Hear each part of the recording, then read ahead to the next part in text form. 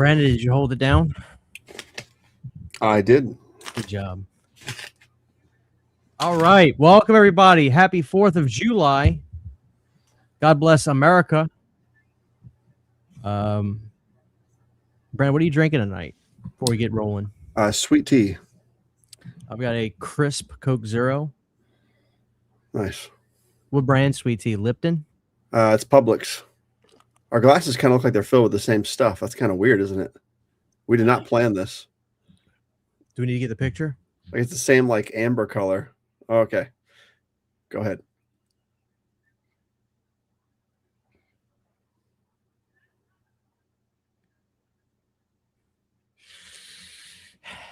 Oh, Brandon, let's welcome back the father and son duo tonight. They took a long hiatus from our show for their own sake, and they're back. They are back. Welcome to the father and son duo. Oh, what is that? A waffle? Is that an Eggo? Waffle. Is that an Eggo? Oh yeah, 2 of them. Oh, it hits a spot. We got a Canadian $10 from the Horror Maverick. Happy 4th from Canada, gentlemen. Just finished watching Return of the Living Dead in time for the show. Also, Christian picked up a Seal VHS of I Come in Peace today in the wild at Goodwill. Can't wait to watch. Have you seen that one, Brandon? Dolph Lundgren, 1990, maybe? Nope. I've not. It's great. It's pretty much an alien horror action film with Dolph Lundgren. It's really, really cool. Very much feels like a canon film. I don't know if it was a canon film, but it very much feels like one. Very, very cool film. I like it quite a bit. God bless you, Horror Maverick. Imagine you give this guy $1,000 and then you find out he's buying shrimp with it. Catfish and fucking langoustine, king crab. How much shrimp is that, dude? $10,000 for the tip. Hell yeah. And then Silver Staff, $5 Australian. Brandon's logo reminds me of Bartog the Magnificent. What is that, Brandon? You know what that is? Not off the top of my head. Bartok the... Oh, wow. Here you go, Brandon. I'll show you. Maybe you've seen this when you were a kid. It's got Tim Curry. Oh, yeah. Does that look familiar? The animation does for sure. Is that a fruit bat? I feel like he's from something else. He's from something. Look at that double pack. I think he's from that movie Anastasia. Because that on the top left, I remember that being a VHS and thinking, oh, they gave him a spinoff. So he's got to be from something else. Like this, Anastasia plus Bartok. I'll be damned. See what he's from. Thank you, Silver Staff. Which guy, Brandon? He's the Anastasia bat for sure. I feel like people sleep. Thank you, Silver Staff. We got some topics tonight, guys.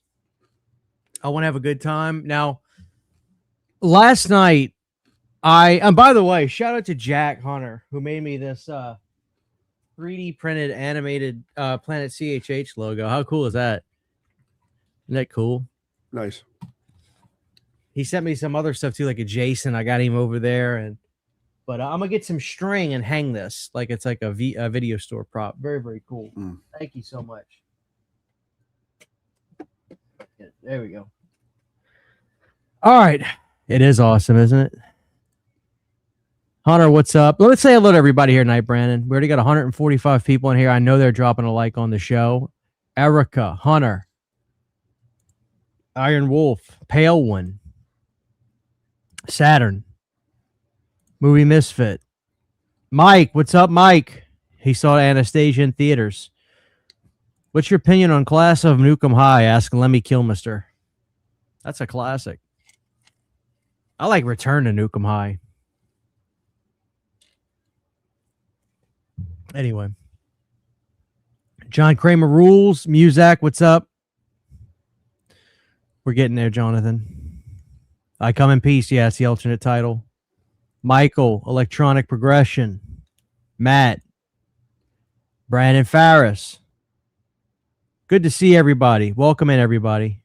Welcome in. All right, Brandon, first things first, what's on the agenda this weekend for the 4th of July? And are you watching Jaws or Jaws 2? I'm watching neither. I don't feel like watching anything related to the 4th. I'm having the same thing that happened last Halloween where like it came around and I was watching all these kinds of movies and stuff, but I had no inkling to watch any of the Halloween movies or any of my typical seasonal fare. And the same thing's happening with tomorrow. Like I don't want to watch Jaws, Uncle Sam. I know what you did last summer. Like nothing seems Is it the Epstein stuff? no, I think it's just Maybe a little. The seasonal watch list makes you feel like you need to watch stuff. So it feels more like almost like a burden. It's like, do I really want to watch this?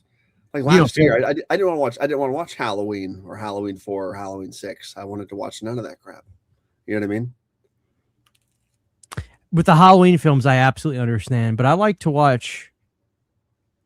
Do you ever watch those cooking shows like Halloween Wars with the where they take the big ass pumpkins and they carve? Isn't that good stuff, dude? Oh yeah, I think the British baking show is the best. Sydney is obsessed with that. You'd probably watch that with her all day then. Yeah, old Greg is the best host, man. Didn't he? Is that the guy with the black hair? Or yeah. which dude? Did you ever see the episode where he wore this beautiful Suspiria shirt on an episode? Sydney was like, Christian, come see this. She was watching that show. He has this gorgeous Suspiria shirt on a cooking show. And he's judging pastries and pies and cookies. And he's got on this beautiful Suspiria shirt. You know? Oh, guys. All right. Ladies and gentlemen. Last night, I ranted and raved on my solo stream about Sony Pictures. And Brandon is a little gun shy because I think I might have spoke for both of us last night. I'm not sure if he feels any different from me. But Brandon, we can't pretend like it's not going on, and I think the people would like to hear your thoughts. Overall, Brandon, it's a net negative, I think.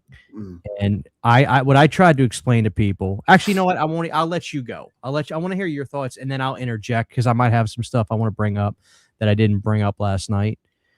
But what do you think the core issue is here?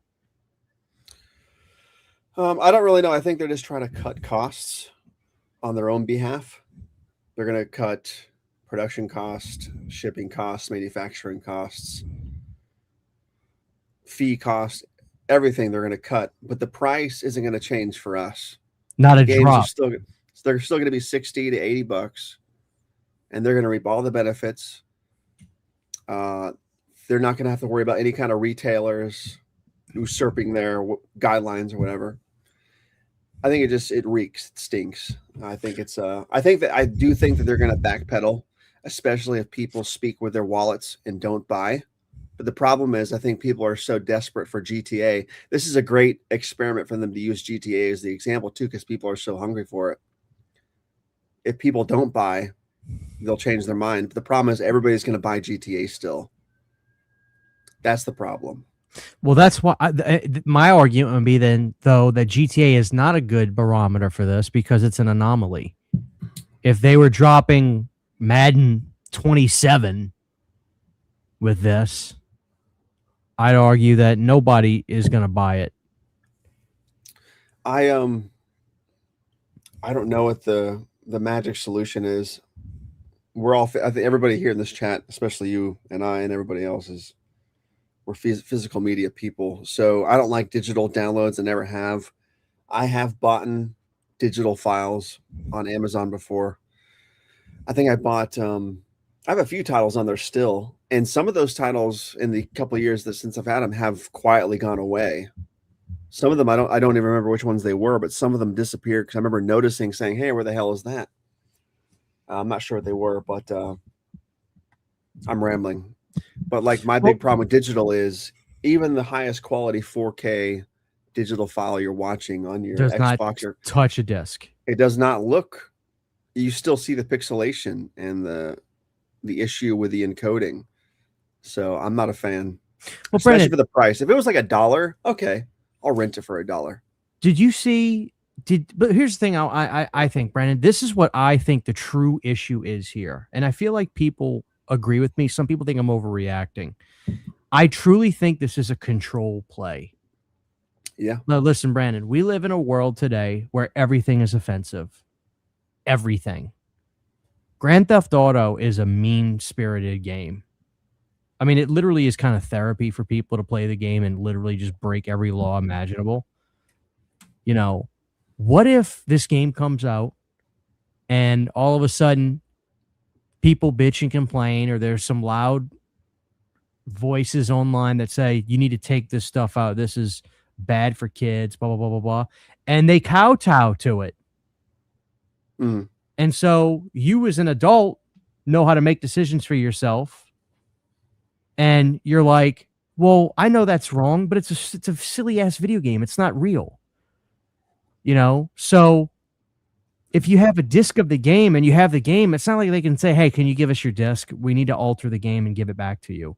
They have the ability to alter the game right from your system.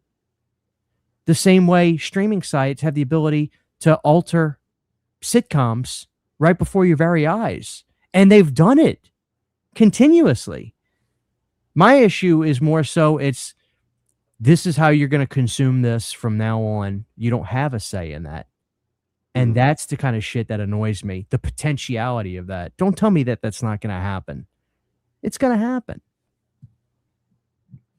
It's going to happen. And that's the thing that annoys me. And dude, I told this last night. I used to take, you remember those digital discs, like before they had digital codes, you know, you actually had a disc that would come with your release, like around 2007, 8, 9, 10. I used to take all my discs and put them in my computer. It would upload the movie to iMovie, and then I would put it on my iMac, I would put it on my iPhone or my iPod or whatever. Dude, I lost half of those over the years. They just disappeared from my account. And it's not like I could take that disc and put it back in and it wouldn't even work. Yeah. You know, like you don't own a goddamn thing. And that's another thing. Do you actually think Sony is going to refund to the people who bought Rambo 2, which is a Studio Canal title? Do you think Sony is going to pay back the people that bought that movie on the Play Store? Are they going to refund the people that? No, because in the fine print, it says... It's more of a long-term rental than it's exactly. You are paying for permission to access that title on a permanent basis from Sony's license agreement with X, Y, or Z company. It's all there, Brandon. It's in the fine print.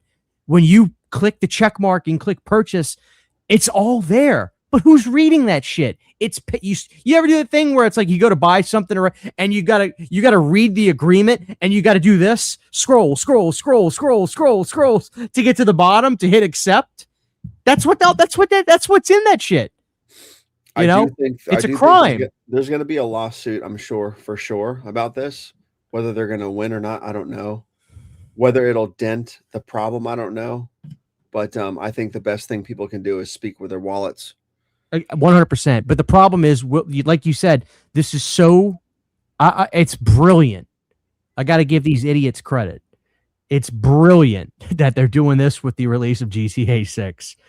It's hook, line, and sinker. They have us by the balls. Because, Brandon, maybe you're like me. I'm not a gamer, a modern gamer. Like I said, I have Castlevania 3 is in my Nintendo right now. I was just playing it, which, by the way, is not the best Castlevania on Nintendo, even though you think it is. I just bought the Switch 2 for Isabella's birthday, and I love the system. It's great. I'm excited to get other stuff coming out. Now, that what's up with that? That don't even use the cartridges anymore, right? Yeah, they're little mini SD cards. It's really bizarre. Here, I'll show you real quick. Show me. Thank you, Big K. Sony needs to get their grubby hands off my discs.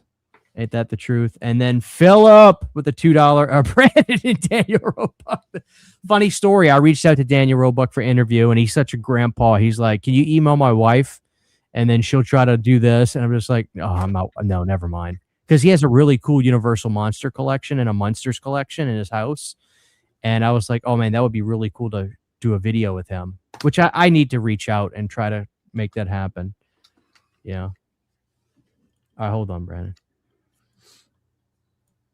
Now, what game is that? Mario Kart World? Yeah. No, wait up. That looks like the cartridge. Yeah, they're like basically SD cards, little SanDisk looking things. So how does that work? It just pops right into the top of the system. And that's the game? That's the game. Wait up, Sydney. I thought Sydney said it's not a cartridge. It's like a code. Maybe there's a different model of the Switch. I'm not sure if maybe that's different, but for the Switch 2. So that's literally the game. That's the cartridge. You stick that in, and then that's how you play it. It kind of downloads it to your system, but you have to have the cartridge in the system to play it. So, which is cool. It's we're gonna get a Switch 2 soon. We're gonna get a Switch 2 really soon. Yeah, I'm excited about that Ocarina remake, man. Brandon, hold it down for just a second. I'm gonna go get a crisp Coke Zero. I went through this one very, very fast. Do me talk a little bit. You don't have to talk the whole time, but talk a little bit. All right. I think the biggest problem, or the best thing people can do, is again speak with their wallets. The last year and a half, 2 years, I've really stopped buying a lot of physical media entirely because it's just all too expensive. Like I miss doing the Vinegar Syndrome release drops. I miss doing the Severin release drops. There's some really cool titles coming out, but like the prices are so god awful with all these boutique labels and regular labels. And I'm just one person, but I think it's gotten to the point where it's like, just stop buying this crap. It's not worth the price. Again, we were all happy watching these things on VHS, and we never batted an eye about the quality. So you don't always need to upgrade to the 4.1K version of this movie just because it's a new version. If it's going to drain $60 out of your wallet. I know money's temporary. You can't take it with you, but you can do a lot cooler stuff with that $60 than you can buying a 17th version of Nightbreed on 4K that just came out 6 months before in a different kind of 4K. Like that kind of stuff really does not matter anymore. So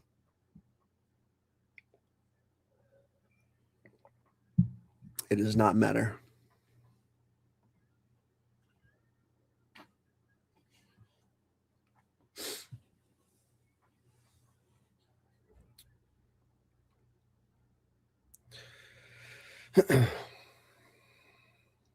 Let's see. Josh Castor says sometimes the higher resolution just goes against everything those classic trashy movies were about.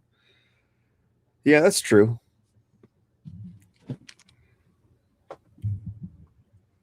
I'm back. Yeah, I still don't care about slipcovers at all. Brandon, thoughts on Seth Rogen saying Stallone only made 4 good movies? See, I didn't read the article. I heard Christian ranting about it last night. The only thing I saw was he said, in the headline it said, Seth Rogen says that Schwarzenegger had a better catalog than Stallone. That's the only thing I saw from it. Schwarzenegger had a better catalog than Stallone? That's the headline I saw. Okay, I didn't read the article. Do you think that's true? I would have to go and see. I don't know. Because they both have such bangers. And no matter which one you choose, you feel like you're gonna betray the other one. I think Stallone edges out the 80s, and I think Arnold edges out the 90s. With Schwarzenegger, he was my guy growing up over Stallone, and I've said that before. It's going to be hard for me to get past gems, obviously. Like obviously T2, T1, obviously but like Kindergarten Cop, Jingle All the Way, like I feel like that's unmatched for me on Stallone's side. You know what I mean? Stallone had arguably, it's one of those things. I think they're both the highest level tier action star you could possibly be. If anything, they're both kind of the yin and yang to each other. Like you kind of like talk when you mention them together. It seems like like Schwarzenegger, I think, was able to branch out and mix genres better. Arnold was funny. There's no denying that. Arnold was funny. Arnold couldn't. Arnold could make you laugh in Kindergarten Cop and kick ass in the same scenes, and he could be funny in Twins. But Stallone could motivate a person like nobody else. Stallone could give you emotion on an intimate level that Arnold, I don't think, could do as well. He could do it really good. I think Cameron got a good emotional depth from him as a Terminator, ironically, in Terminator 2. I Know Now Why You Cry. It's a great moment, right? Mm-hmm. But Stallone could grip your heartstrings with his I'm afraid. For the first time in my life, I admit it, I'm afraid. Like when he's fighting Clubber Lang and he lost Mickey. Like Stallone could do I think they both could do certain things that the other couldn't achieve to that status. But I think Arnold ultimately had a little bit more range in his mixing of genres. Stallone is actually funny, Brandon, but he would make the worst choices with his comedy films. Like, have you ever seen that movie he did called Oscar? Yeah. It's kind of an experimental film. Like, it's really bizarre. It's almost a plotless movie. Like, it's a slapstick, almost play-like movie. Like, it feels like you're watching a live play, right? It's like set piece after set piece in this big mansion. He's obviously some sort of like, is he a mobster in that movie? Like he has the daughter that like is marrying some chump, and the whole movie is them trying to find him. And the chump calls Stallone. Yeah, he's like a mob boss, I think. No, Brandon, here's what's crazy. Or a captain or something. Siskel and Ebert gave it 2 thumbs up. I mean, it's not a terrible movie. It's just bizarre. But if watching Stallone do it is insane. Mm-hmm. You know, but his wardrobe is phenomenal in that movie. Like he had the nicest tailored suits I've ever seen. Do you like Cobra better than Commando? Honest answer? Mm-hmm. No. Now that pains me to say. The 2 C's. And I'll tell you, I'll tell you exactly. I'll tell you, I don't like Commando better than Rambo. Yeah. But I'll tell you why I pick. I'll tell you why I pick Commando over Cobra. I'll tell you exactly why. Let me take a sip of this.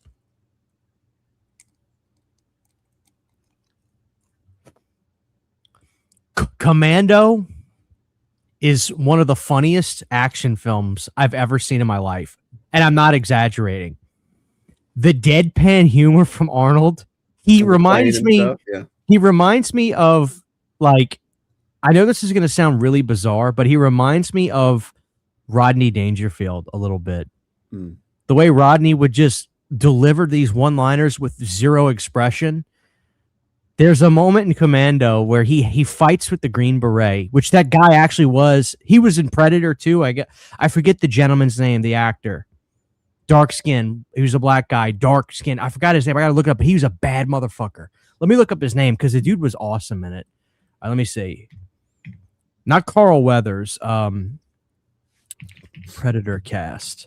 It wasn't the guy who played King Willie, was it? Bill Duke. Bill Duke. Bad motherfucker. Bill Duke. Is he still alive? 83 years young, Brandon. Oh, from Predator 1.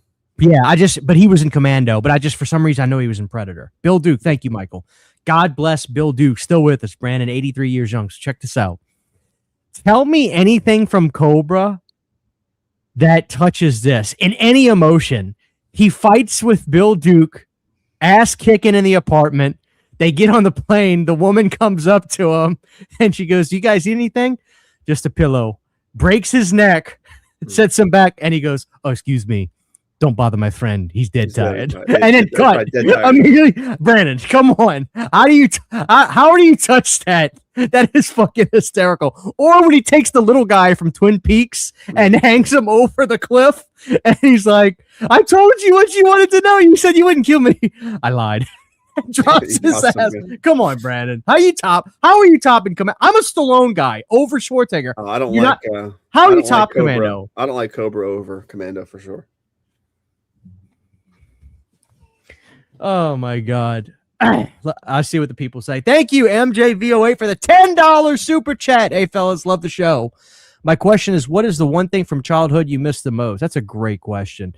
I'd say video rental stores. I'd give anything to take my kid to one to have that experience with them. MJ, if you come over to my neck of the woods, I can take you to one that's still open. Brandon, take it away, because I actually have an answer for this. I miss not having to think about what we want for dinner every single day. Oh, you have to make that call? Nobody wants to make the call, and nobody knows. So we all collectively are just like, what should we have for dinner? Do y'all decide like hours before, or do y'all decide like the night before? Me and Shanna try to plan, and sometimes like 1 week every 4 months we'll have like a great week where everything's planned and it's firing on all cylinders, but the rest of the time it's just like we just don't know. Now, Brandon, are you too good for a TV dinner? No, but TV dinners are no longer good. So what do you mean? Problem. Like they're just not good anymore. They don't taste good. What was the last year they were good? The last year TV dinners were good was 2007. With that said, microwavable like lunches are good now, but they're not TV dinners. Like you can go buy the Healthy Choice buffalo chicken mac. It's pretty good for $4, but it's not a TV dinner. You can go buy the Marie Callender's mac and cheese lunch tray thing. It's really good for the price, but it's not a TV dinner. The last time TV dinners, including Hungry Man, were of decent quality was 2007, maybe 2008. And that was it. I'll be damned. Mm-hmm. You know what I miss more than anything, Brandon? I came across a post that showed a Walmart from 2005. Everything was a brighter shade of blue. The aisles were more exciting. The lobster tank. Remember the lobster tanks? Mm-hmm. They see those as inhumane now, though. Yeah. I guess they don't do them anymore. But in a grand sense, what I miss the most, dude, is the lack of minimalism, which I think we're getting out of that, to be honest with you. But the lack of minimalism, like Brandon, walking into a Taco Bell in 2004 and being in this barrage of light pinks and light teals and purples, dude, isn't it like it, like how I'm convinced it made everything in life a shade of a lighter shade of gray. Mm-hmm. Like everything was just dopamine city wherever you went. Yep. Also, I just like the way cars looked in the 2000s. Like Brandon, my brother, he decided he just wanted to have a beater car, or not a beater, but like an older vehicle to, shack the kids around town and go places. He got a 2005 GMC Yukon. Is that basically that version of the SUV? Yeah. Dude, I don't know what it was, but when he came, we went to our parents' house the other week for like a get together. Dude, I don't know what it is, but that body style and the interior, it literally took me right back to like a great time in my life. There's something about the interior, like, dude, I almost wish they would make vintage, like, anniversary editions of cars where they literally redo the body style of, like, car. Like, they looked cooler. They were built better. The designs were cooler. They looked more suited for the road. Everything now just looks like almost too nice. You know what I'm saying? Like, car designs now, they're almost too nice and too slick looking. Everything back then looked like it was like, let's get in, we're going.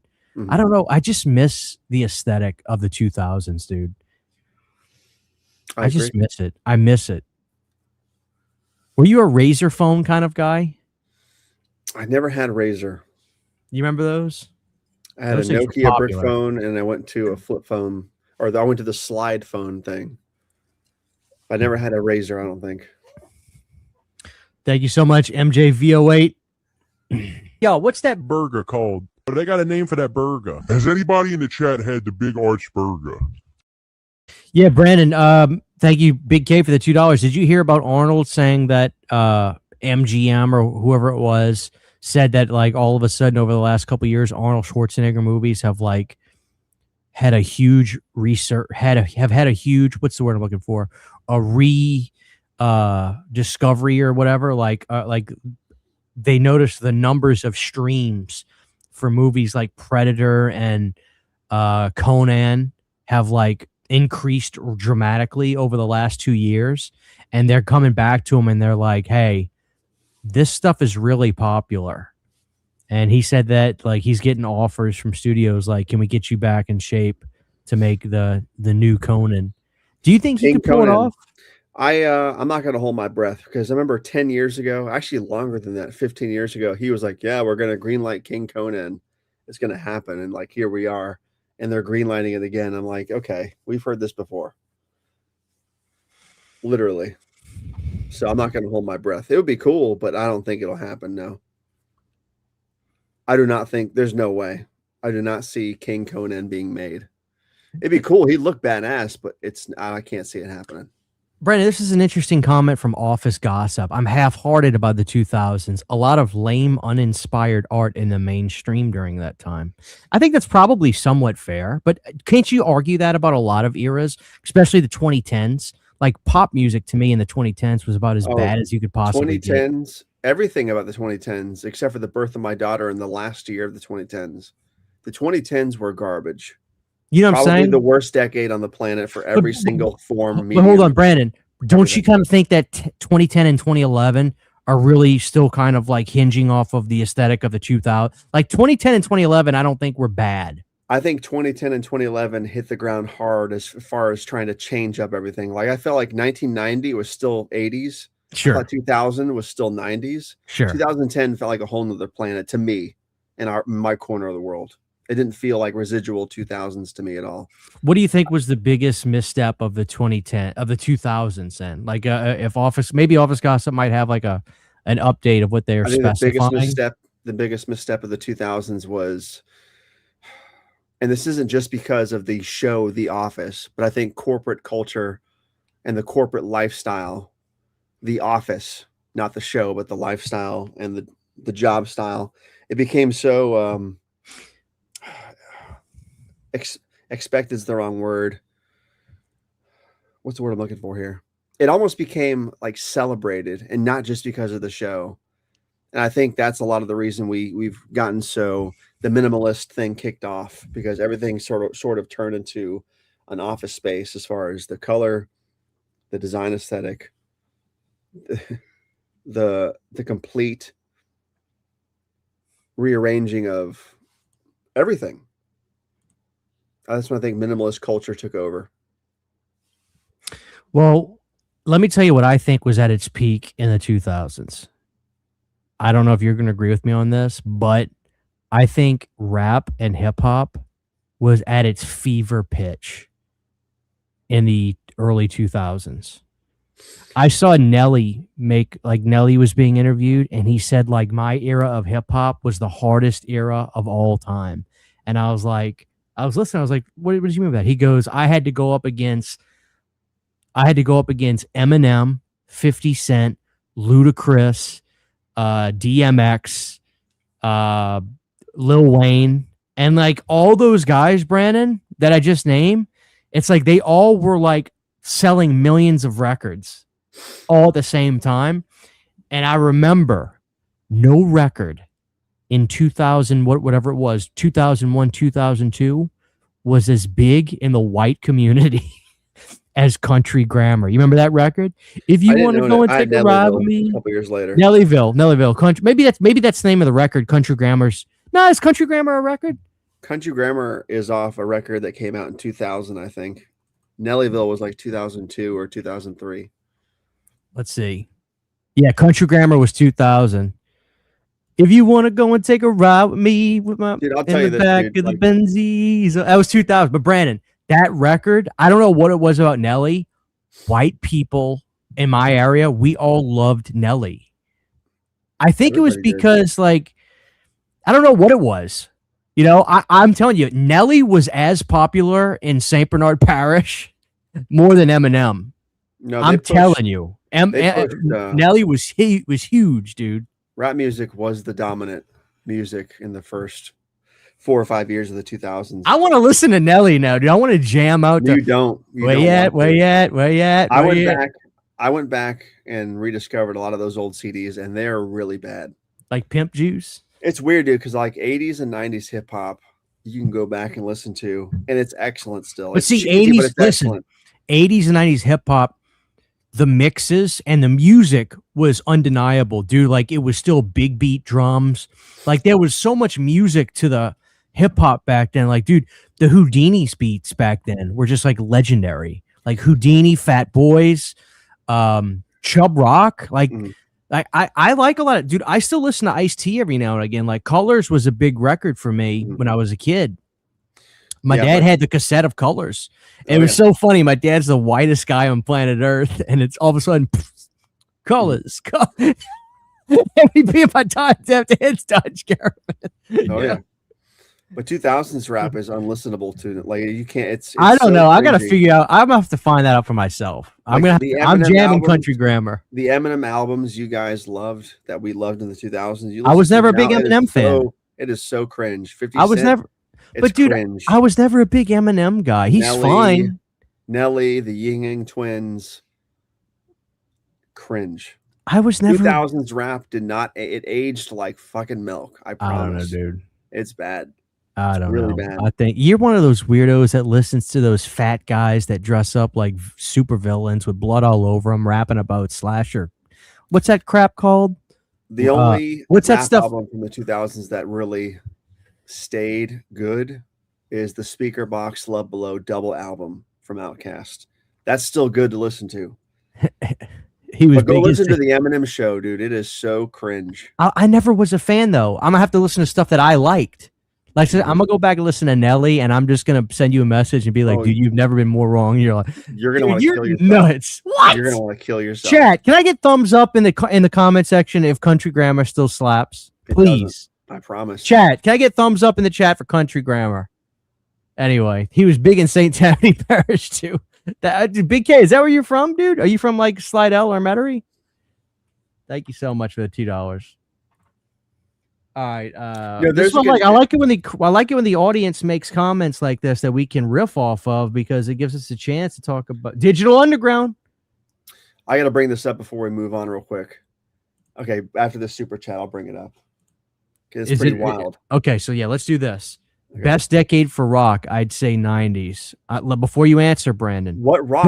What is rock? I need to know the genre we're talking about. Okay, that's a good question. MJV08. Thank you for the $5. I'm going to play a clip. And now MJV08, I need you to specify. We could do this a couple ways, Brandon. We could do metal. Hard. We could do metal or metal and just rock, or we can just do overall. But let's see what MJGV08 has in mind. Let me play this clip for him. This movie is a disservice. It's a horrid piece of crap. It's the worst in the franchise. This is the worst movie in the franchise. It's garbage. They threw in Destiny's Child people. It's not necessary. The acting is piss.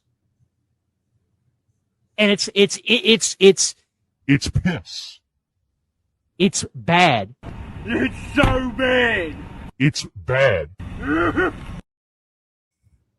Hell yeah. All right.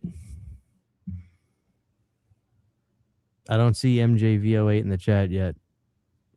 He dipped. There is so many hard rock, I guess. Well, let's do it like this, MJV. We're going to answer your question. We're going to go metal and we're going to go rock. So let's start. Let's start with metal. Before we start, though, I need to be this guy because everybody's got opinions.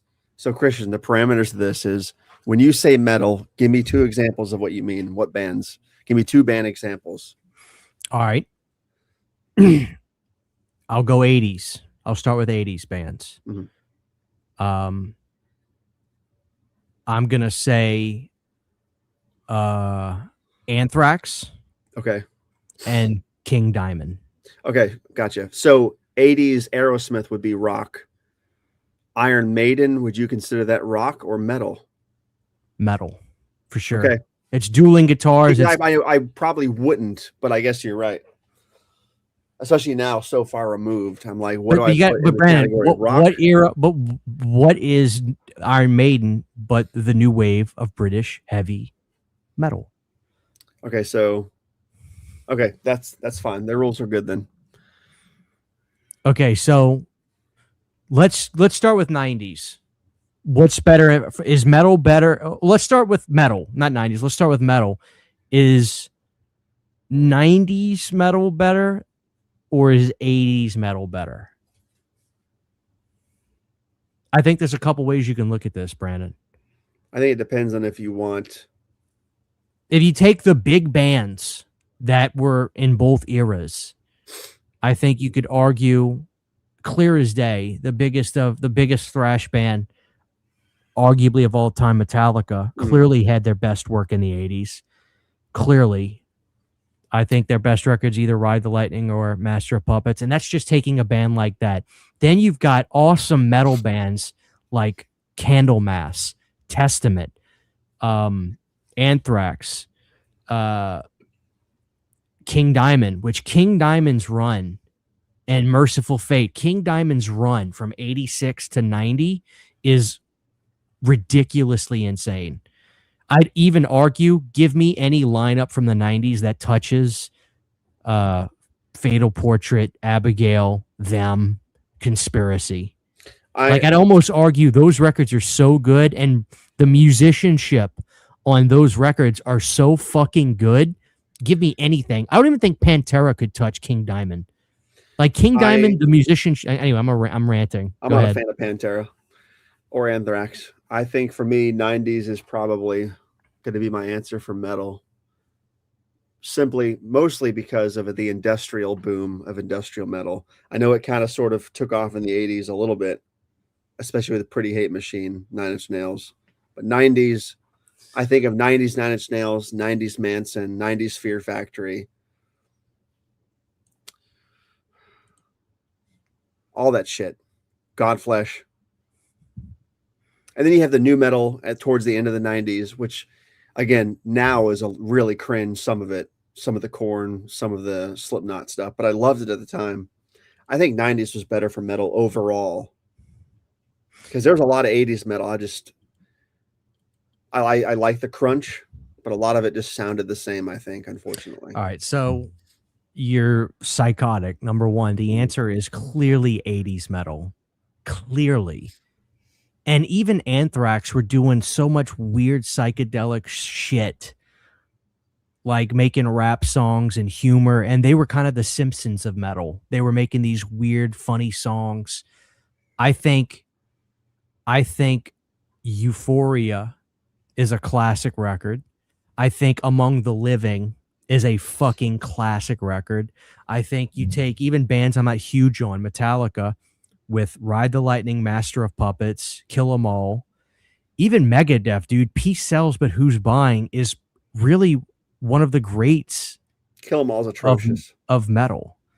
Kill 'Em All's not atrocious. Kill 'Em All it's a Megadeth record. Kill 'Em All is an affront to the mixing and mastering process. It's a Megadeth record. They mix that with no bass line at all. There's literally zero bass in Kill 'Em All. No, there's no bass. Justice for All, which I can't listen to that record. Literally on Kill 'Em All, like there's literally no bass. Like if there's a bass guitar, they put the volume on zero. You're trying to spurg out on me. I'm not. And I'm gonna reiterate, no offense, but King Diamond, that band, even till this day, Brandon, I don't know if you're a fan of King Diamond. I have no idea. I would take any song on Conspiracy, and you could take any song from the 90s metal, and I would just trump it with any song from that record.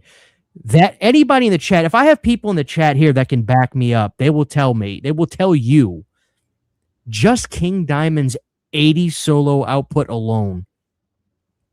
It's God tier. It's some of the best metal ever written. And don't forget, like I said, Testament, Candlemass, Slayer. And I'm not even a big fan of Slayer, but I'm not denying that they made classic thrash records. They did. Slayer is like You know that smell under the bridge? It smells like old urine because homeless people piss. That's what Slayer is. I as a agree. band. I'm not a Slayer fan. I went on a huge Yeah. rant on a show that I was on. So, not to mention, like I said, yeah, Iron Maiden is clearly metal. They're the new wave of British heavy metal. Judas Priest. Who are we kidding? The I'll take, 80s, the 80s absolutely win with metal. And I'm gonna do a poll, I'll take I'm gonna 90s pull. over that crap. dude. No I think. offense, but like Even again, the only thing I could say about Korn, Brandon, is they were better when they didn't believe in God. Like once they all became Christians and stopped doing drugs, their music got terrible. and you're disregarding the grunge facet of metal, such as Alice in Chains. That is not metal. Grunge is a facet of metal. I disagree. Like there's death metal, hair metal. It's all metal. New metal. You could argue that Soundgarden at times was metal I think Soundgarden because is you could hard rock. literally but here's the thing. You could literally take a song like Outshine and have Tomi Iommi play that riff and Ozzy sing the line. Show me the power of that. That's literally Ozzy. That's Black Sabbath. That song is a Black Sabbath riff. Outshine is a Black Sabbath riff. Them Bones, I'll meet you halfway. They dabble in songs that can be metal-like, but they're not metal. Because people will also consider Pearl Jam a grunge band. They are not metal. Grunge is not metal. And I will fight about this. Grunge is not metal. They can skirt into the realm of metal-esque songs, but grunge as a whole is not metal. And what is a facet? A shade of Tech babe. metal.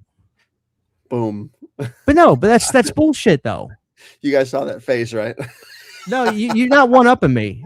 Like if here's the circle of metal, here's grunge, and then they kind of can touch like this. They don't interlace, but they can touch. They have songs that can be metal-esque. I have to disagree with Captain Rhodes here. Nirvana is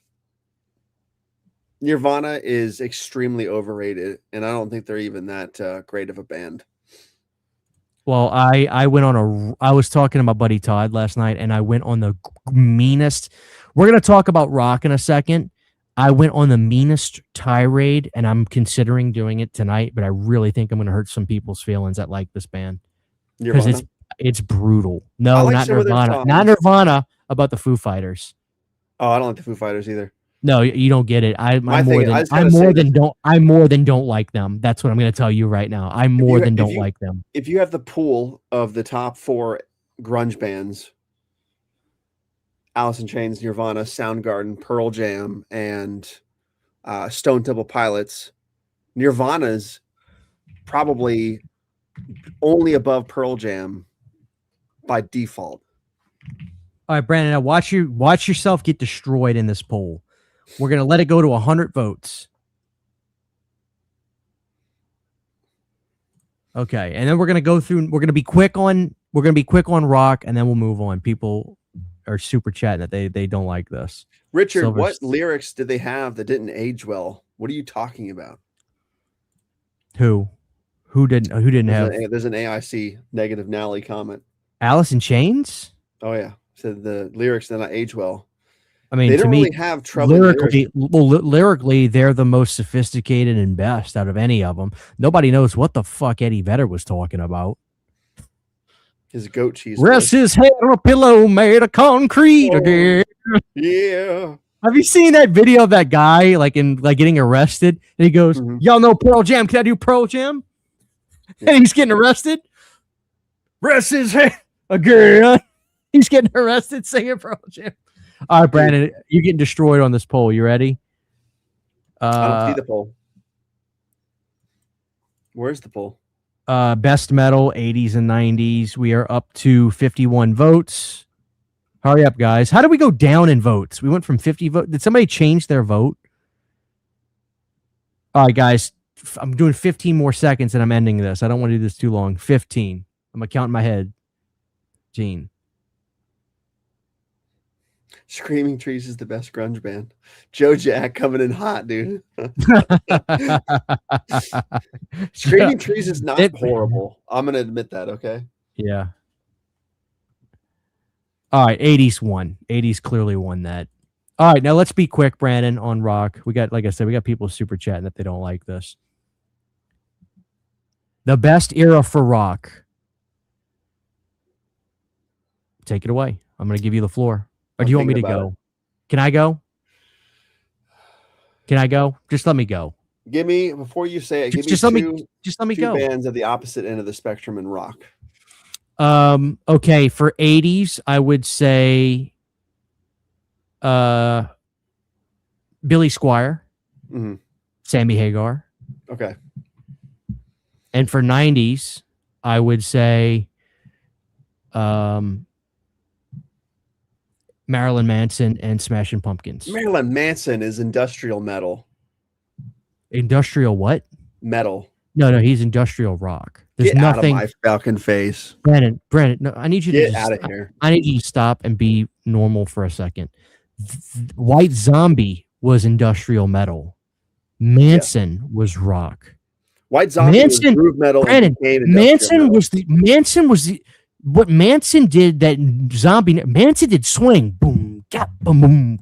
Manson would swing. Manson was industrial rock. Metal. White Zombie was industrial metal. Dude, listen. White Zombie was groove metal and became industrial metal. No, don't. One record. Don't try me. Don't try me on this. Was the only industrial metal. Let's just get to it. Let's get to it. The rest was groove. Best decade for rock, 80s or 90s? 70s. See, I was going to be a smartass and say that myself just because of the run of Aerosmith, Blue Oyster Cult, Kiss. So but we're not talking that. We're talking 80s and 90s. 80s or 90s? If it's 80s or 90s, I'm going to go 90s. I'm going to have to go 90s. I am too. My heart belongs in the like 91 rock, to I'm 95. Going 90s. Can I tell you 95? Can I tell you why? The rock scene in the 80s doesn't really exist. There was so much specificity in the 80s of hair metal, Cinderellas, and Warrants. They weren't rock. They really were like happy sounding, like riff-driven metal. Mm-hmm. And you could say, well, that's really rock. It's not metal. But like it's been dubbed hair metal. I don't know if there's like rock bands that are just looked at as rock bands. Like I said, clearly you could say Van Halen is a rock band, or, you know, like I said, Hagar. You could take other acts like, I don't know, Autograph. But the problem with the 80s, as much as I love it, is there's a lot of bands that just sound alike. They play the same types of riffs. They sound the same. Guns N' Roses is that's a rock band. Absolutely. I'm going to tell you why I'm going 90s, Brandon.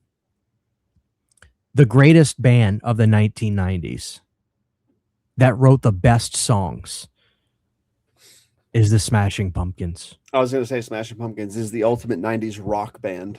I get emotional listening to Siamese Dream, that record, and hearing Mayonnaise, which I hate that word. I hate it because I hate mayonnaise. That has to be one of the best songs. I can't tell if it makes me feel happy or sad when I listen to it. Probably both. You still like Siamese Dream over Melancholy? No. Okay, good. Now, Brandon, the last thing I want to say. No, I'm not joking. Why? Here's the thing. You guys are about to piss me off because I knew people were going to start shitting on the Smashing Pumpkins. And the problem is, it's not that people don't like the Smashing Pumpkins. It's that they don't like Billy because Billy is. No, I don't think it's that. I think people don't like Billy because he's pretty braggadocious. He's kind of full of himself. But here's the thing. I like Billy because he doesn't give a fuck. He doesn't mince his words. Yes, the Butch Vig guy did take his guitar tone and give it to Nirvana. It's obvious if you listen to it. Number two, I get sick and tired of people fucking glazing the Foo Fighters. They are the blandest rock band I've ever heard in my life. They have nothing about them that is original or unique sounding. They sound like AI rock. They've only written a couple massive hits.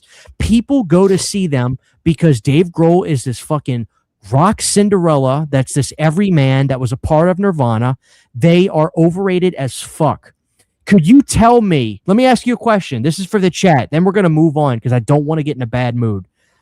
Can you actually look me in the face? I need somebody in the chat to actually be honest with themselves. Could Billy Corgan write the music that the Foo Fighters write? Unequivocally, yes. Could Dave Grohl ever write anything from Siamese Dream? It's apples and oranges. I'm sorry. Hey. It's apples and oranges. Billy writes he wrote legendary song. Dave Grohl could never write a song like 1979. He just couldn't do it. It's bar chord bullshit rock. The Foo Fighters are overrated. Everlong is a trash song, Joe Jack. Get out of here. It's not that great. Who are you? I can't stand. I get really fucking aggravated, Brandon, when people glaze the Foo Fighters.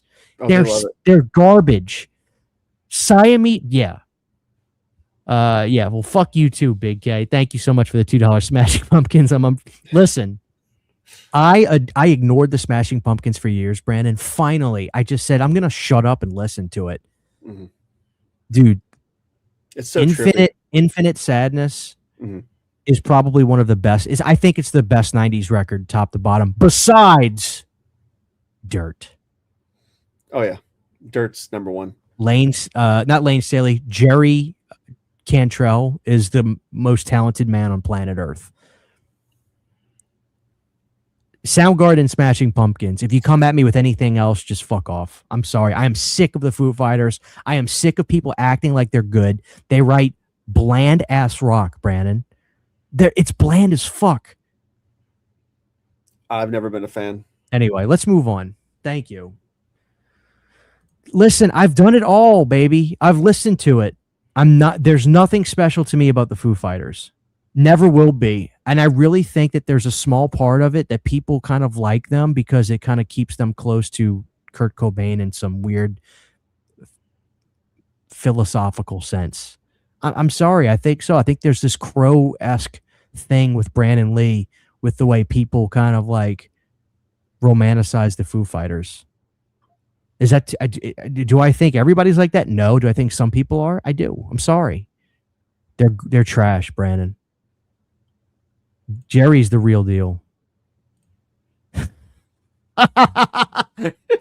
Hate Smash Mouth.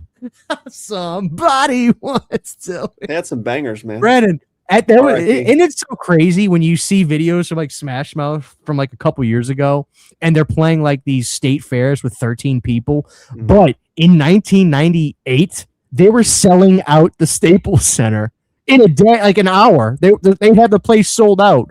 Like what was those records called? Like Cosmo Hotel or something. They had Astro Lounge. Brandon, they were selling like 4 million copies with the CDs coming out.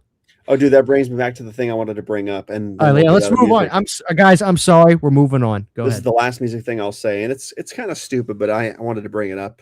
If anybody wanted to deep dive out there, I heard a few times last couple months on the internet about Woodstock 99 regarding nu metal and the transition from the late 90s, early 2000s nu metal rock scene, where it would remember how big nu metal was in the late 90s, early 2000s, Slipknot, Limp Bizkit especially. Yeah, Slipknot, Limp Bizkit, Seven Dust, Korn, Manson, all that huge, stuff. Huge. Which they're not nu metal, but like they were. Yeah, they were saying that after Woodstock, when the riots happened, and they saw the damage and destruction done by angry nu metal heads, so to speak. There's a theory that the reason that the radio stations and pop culture, the zeitgeist, pushed that new wave of hip hop, celebrating dancing and drinking and more of the party scene of hip hop so hard in the early to mid 2000s and focused on it so much that's why there was such a huge wave of hip hop superiority as far as the music biz goes, because it was really dominated by nu metal, and then it was hip hop from there on out for a good 4 or 5, 6 years. And one of the theories is that's why, because there was such a destructive attitude about new metal in that whole scene I don't know. that they quickly transitioned to rap. That's possibly there may be some truth to that, but you also have to look at the rock scene after new metal was on the rise. It was a short-lit fuse, or not a short-lit fuse, but it was I think that genre of music was just a candle burning at both ends. You know, I think it was, because really after that, what got really popular, pop punk got massive. Then you got your bands like The Used and Fall Out Boy, Fucking kill me, and you know, all that stuff. My Chemical Romance, kill me. Brandon, my uncle went to every show on planet Earth. He was like the concert guy in New Orleans. Every group came through there, and I'll never forget one time he was going to see Korn in 2000, and he calls me Bubba. You've heard me talk about my Uncle Mark. He's kind of goofy. He's like, Bubba, I saw Korn in 2000, Seven Dust open for him. They were going nuts for Seven Dust. They had this other band playing in the beginning. It was called Chemicals, Romantic Chemicals or something. And I was like, My Chemical Romance? And he goes, yeah, they played one song. They booed their ass off the stage, Bubba. They booed their ass off the stage. That's funny. And I was like, damn, you saw them way before they got popular. But he was like, yeah, I saw them. He also told me that he saw AC/DC in 95 or 96 around the Ball Breaker tour. And he said that Seven Dust opened for them. And he goes, Bubba, let me tell you something. No band can open for AC/DC. Seven Dust came out there. They played 2 songs. They booed them out the goddamn building. They were throwing shit at him, Bubba. The singer was dodging bottles. And I'm like, are you joking? He goes, no. And I believe it. I mean, dude, what band can open for AC/DC? Please tell me what band could open for AC/DC. I don't think anybody can. Except maybe. Like, because it's kind of like vocally it's the same. Like if you had Udo Kier out on there, like you get that rasp. Like, what band could actually open for AC/DC? I don't think that band exists and survive. Mm-hmm. Yeah. Oh man. Office gossip for $1.99. 90s house over this 90s rock crap any day. Define 90s house though. Like the I remember that being a genre. Yeah, like is it deep house? Is it house? Is it rave? Is it trance? I was gonna say, like, There's yeah, a lot of give me some speculation about examples. this. Like, what do you mean? What's the tempo? I gotta know what tempo you're talking about, and I'll tell you what subgenre it is, okay? Brandon, I opened up for Hell Yeah. You remember Hell Yeah? I'm sorry. So it was That was the lead singer of Mudvayne, right? Yeah, so it was Oh my Mudvayne. It was Mudvayne, Vinnie Paul, and the guitar player from Mudvayne was in Hell Yeah. First of all, Vinnie Paul was 4'8". He was tiny. All his drums were triggered. You know what that means? They're like electronic, right? Like Not electronic. So basically, when you trigger drums, you have a pre-recorded drum sound, like a hard kick drum sound. Boom. And whenever you hit your actual kick drum and the mic picks up the sound, the speakers project the pre-recorded drum sound. So he's playing his drums, but all the drums are triggered. So when he hits his tom, boom, boom, the mics are real close to the tom. So the isolated tom sound that's pre-recorded is what projects through the speakers. So his drums sounded massive, right? But he was playing like this. Now, I'm not hating because Peter Criss did that in the reunion tour, but this was Vinnie Paul, and it was sad to see. And Chad, the singer, is an asshole. He seems like it. He's a dickhead. I don't like him. And honestly, Mudvayne is trash. They have like 2 good songs I like. The rest of it is just I'm over it. Like there are some bands to me that just don't age well. You talk to me about Country Grammar not aging well. First off, no. Oh, Second of all, you wait. Just wait. dude, you have to stop. Country You Grammar's go play classic. that. You go play that. Anyway, I think Mudvayne is trash. I've tried, and I'm just like, you know what, dude? They're lame. I just don't dig it. Like LD50 was intense, but then you see the band, and they look like PlayStation 1 villains from like some weird game. You know what I'm saying? GTA. They're Yeah. GTA drug dealers or something. Oh my god. No, my uncle is too shy to actually throw a bottle at a stage. He's not like that. Fucking uncle kill somebody at a concert. I am Cajun, brother. A lot of people think I'm from New York because we have this, like, I think Cajun and New Yorkers kind of have the same vowel inflection, or however you say it. But Steve-O's rap album, no one should open for AC/DC. All right, we can move on from movies. I mean, we can move on to movies or something else. Let's see what people are saying. Midnight Geek 6629. God bless you. Thank you for the $5 super chat. Let's give you a clip. Let's do this one. Number 12 is Friday the 13th, the original. Dude, fuck you. I will not be swayed by terrorists. I will not be peer pressured. I will not be bullied. I will not be bought. I will not be reasoned with.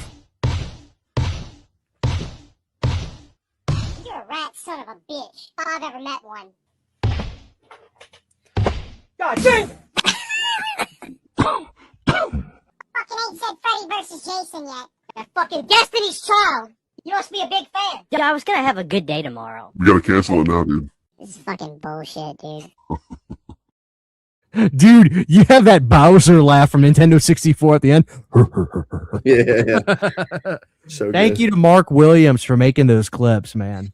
They're so funny.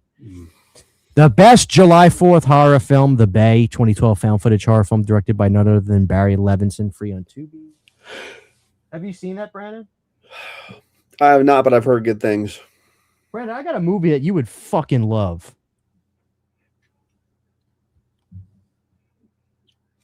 Yeah, I have not seen it. I You haven't remember it seen coming out, but I haven't Shrooms? seen it. No. Read the quote. Blair Witch on Acid. Yeah, my buddy Tom bought that from Walmart, but I never watched it with him. You're not friends with him anymore, are you? I am. I'm just He moved to Idaho. What the hell did he go there for? I don't know. He doesn't know himself. What do He might be watching this right now. He watches the show. Does he really? What's up, Yeah. Tom? Shout out to Tom if you're watching. Anyway, I have The Bay. I was looking for it just so I can show people the disc. The Bay's really good, though. I agree. The Bay is actually really good. You want to hear something crazy? So, I was not a huge fan of this project. I didn't like the other movies that much. I liked a couple of them. I had no interest in this new Resident Evil movie that's coming out. The trailer looked okay, whatever. For some reason, the last week or so, I'm starting to get like super stoked about that movie. The fact that it's the guy who did Weapons is doing it. It's that guy, right? The Weapons guy. Zach Krieger, is that his name? Zach Kreger, yeah. Doing Resident Evil. I rewatched the trailer a couple times. I'm like, this looks really cool. The Baron from Dune is in the sewer, apparently. Like, it just looks really, really, really fucking interesting. And the fact that there's been so much pushback about that movie and that project, it's not that it makes it cool because there's been so much pushback, but I'm so interested now in that movie for some reason. And like all out of nowhere too, Evil Dead Burn is all of a sudden is on my fucking radar. Like I was not super stoked, but now I'm like, yes. Well, I think it's a good choice to do a 70s era film. Yeah. So it'll take place before the first film then, correct? Chronologically. Yes. That's bizarre, man. Hopefully it does something to the lore to change, alter, or add to it. So we can watch Evil Dead 1, 2, and now look at those movies differently. Well, like it needs to justify its existence like that. I'm ready. I'm waiting for the shoe to drop. I hope it doesn't. But like, so far, I think there's not been a bad Evil Dead film. No, there has not. But here's the thing, and I'm not trying to be grumpy old man. I still haven't seen an Evil Dead film that's better than the Bruce Campbell ones. I haven't seen that movie yet. That doesn't mean that I think that the 2013 one isn't phenomenal. I think it's phenomenal. And then I think the one after it, Evil Dead Rise, was not as good, but still really good. And my worry is that this one will not be as good as the last one. And then the next one won't be as good as that one. And so it'll just be like a steady decline. And I don't want that. I'd like to see it try to go up, but I covet the first three as classics, and Evil Dead 2013 is really close. I like 2013 better than the original, I think. I thought so too until I go back and rewatch the original. I'm like, no, that movie is fucking insane. And then you remember it's 1979, and it's like, good God, they were so ahead of the curve. It's unfair to put Army of Darkness, I still feel like, in this discussion, because Army of Darkness is so here, and the rest of the movies are here. Well, Sydney, we were talking about this. Sydney's like, you want to watch dark fantasy movies right now. And I'm like, yeah, I was loving The Green Knight. She goes, let's just watch Army of Darkness again. I was like, what? And she's like, yeah, it's dark. I'm like, it's kind of quintessential dark fantasy. Right? Evil Dead 2, though, it is, but Evil Dead 2 has some genuinely fucking scary shit. Like when he's watching the dead girlfriend dance around in the yard and she's like claymation, that shit's fucking terrifying. Thank you, Chris, for the $1. Dude, that's haunting. It's nightmare fuel. So I really want to keep the quality up. Like, and maybe I don't need them to be better than the first three, but I want to push for that. Is Evil Dead Burn set in the 70s, or is Evil Dead Wrath coming out after that set in the 70s? Oh, I thought this one was going to be set in the 70s. Let me see. I'm not sure. I know Wrath is going to be following soon after. I'm assuming that's going to come out next year. Is Evil Dead Burn a 70s movie?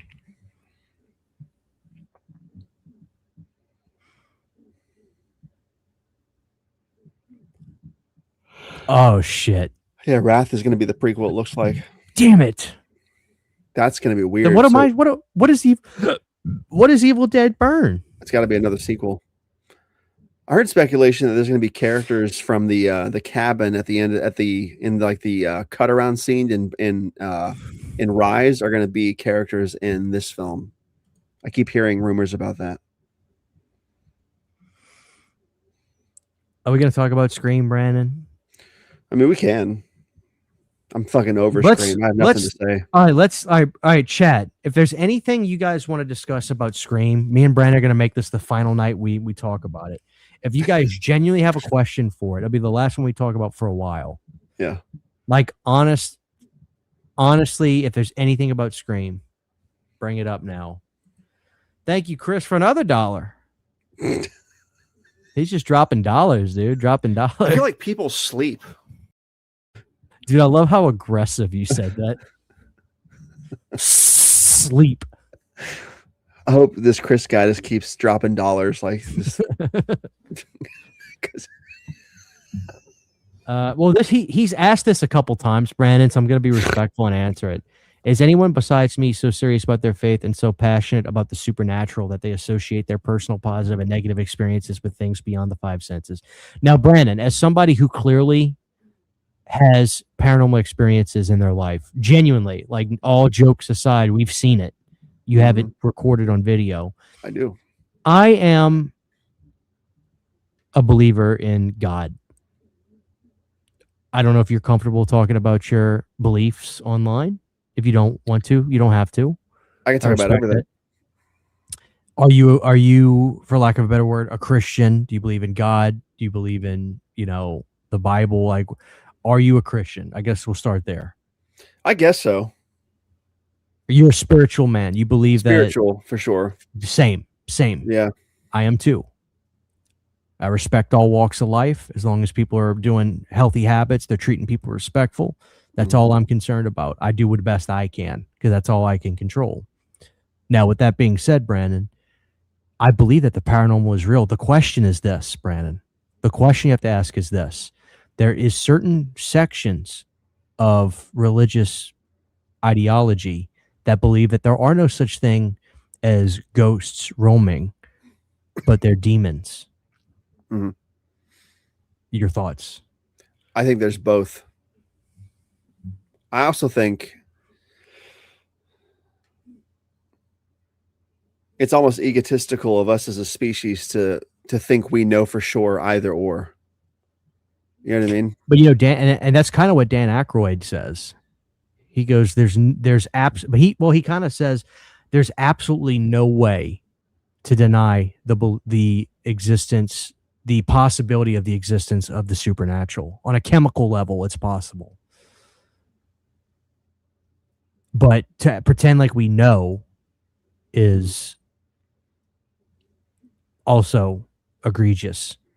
I think it's just it's on the same level of we can give all these theories and carbon date all this or that, but say we know how the fucking universe started or how long the earth is going to last before the sun blows up, I think is on the same level of egotistical human nonsense. Do you believe that you've experienced the devil in your life? The devil? No.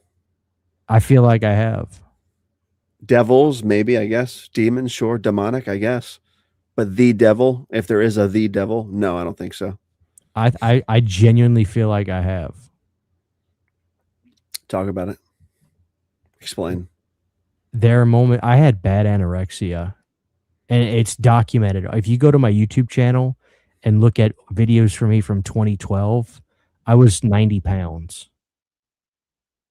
And I knew I was not only harming myself, but it was ruining my relationships and it was ruining my mental health.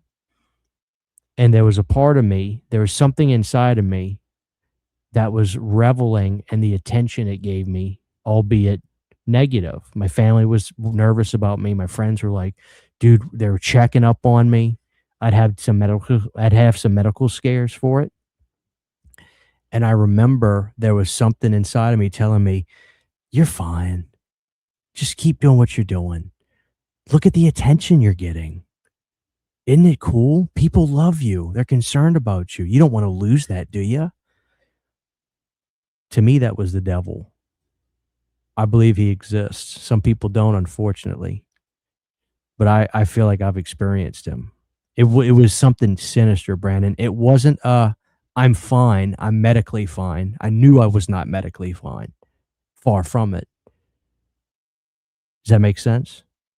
I think he wanted me to hurt those around me by not taking care of myself. Mm. I think he's real. Unfortunately, some people don't. And that's his greatest trick, is convincing you he's not real. Amen. In my opinion. Anyway, let's continue. And I know some people are gonna make fun of me with what I just said, and that's fine. That's totally fine. No, I was the youngest child. I wasn't a middle child. I have an older brother. Yeah, man, it was rough. I still battle it every day. You never really get over it. You just learn how to deal with it and control yourself. Let's see. Now, what were we talking about, Brandon? We were on to something. Scream. Thank you, Don. And you don't have to agree with me. That's how I feel. But let's continue, Brandon. We actually have some super chats. Maybe Chris will drop another $. He's just dropping. Brandon, he's going. He's essentially going. Pulling his wallet. He's going. Yeah. All right, Brandon. MJ Viewway with a $2 super chat. Scream 5, 6, and 7 are the worst 3 in the franchise. True or false? I haven't seen 7. So I can't speak on it, but I do think Scream 6 is better than Scream 5. True.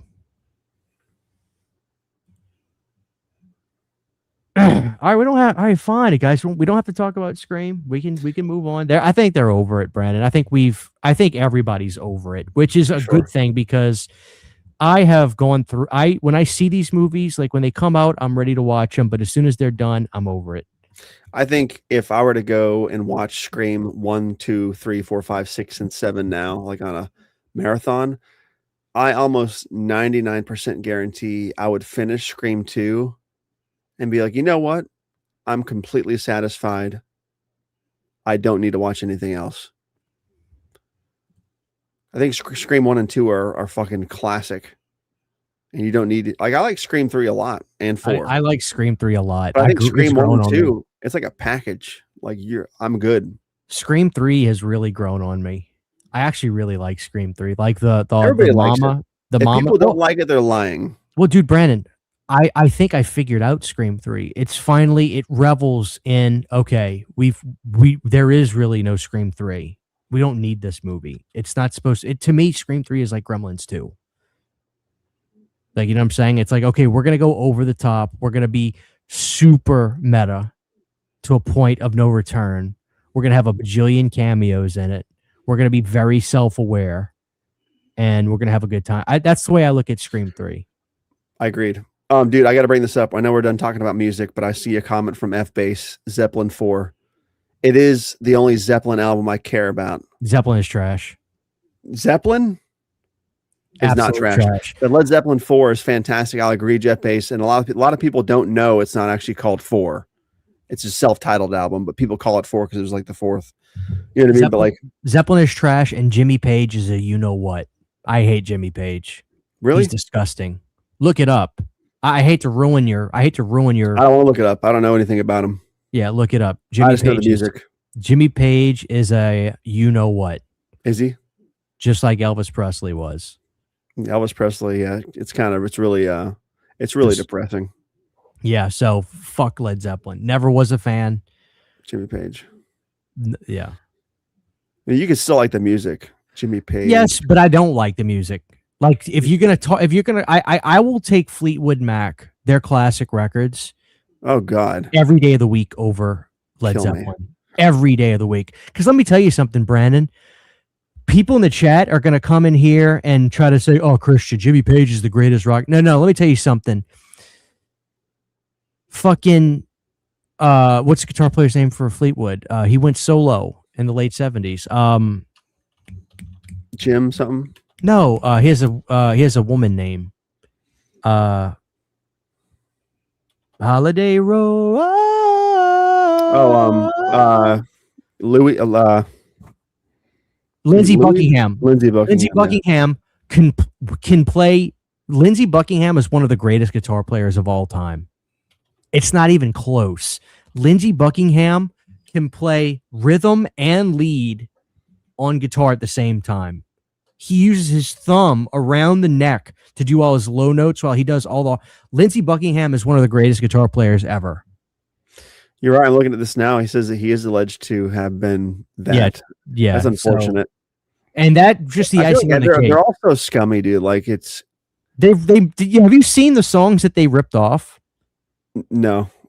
Look that up later too. But you get this conversation, and I'll drop it after this. But you see, Michael's just mad at me because I'm talking shit about Zeppelin. But listen, Blue Oyster Cult. I'm not going to say Blue Oyster Cult's better or worse than anybody else, but Blue Oyster Cult is Blue Oyster Cult. What was it? Again, it's on the Jimmy Page thing, and I'll drop it about what you're saying. That's fucking really unfortunate. Thank you, F-Base. Thank you.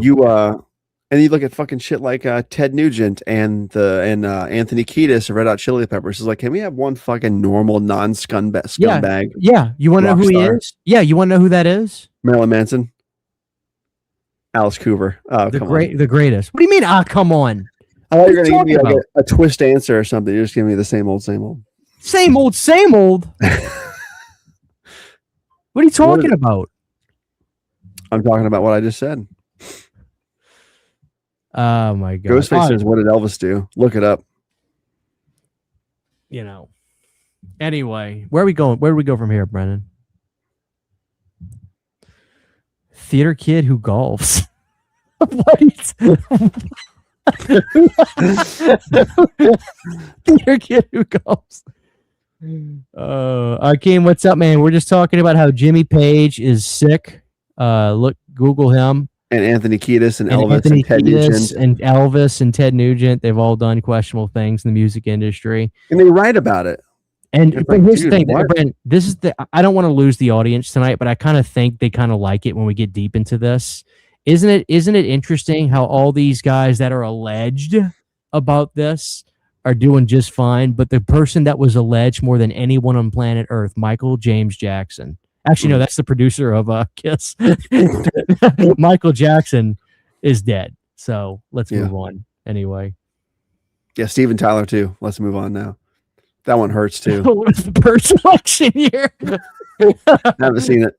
Oh, dude, the Purge. So, Brad, that's the funny thing about the Purge franchise is there's like after the first movie, there's like 2 of them that are really good, and they get shitty after that. But the sequels to the Purge movies, like the next 2, are great. They're actually really they kind of like realized the movie you probably had in your head of like being in a big city and just bodies dropping left and right.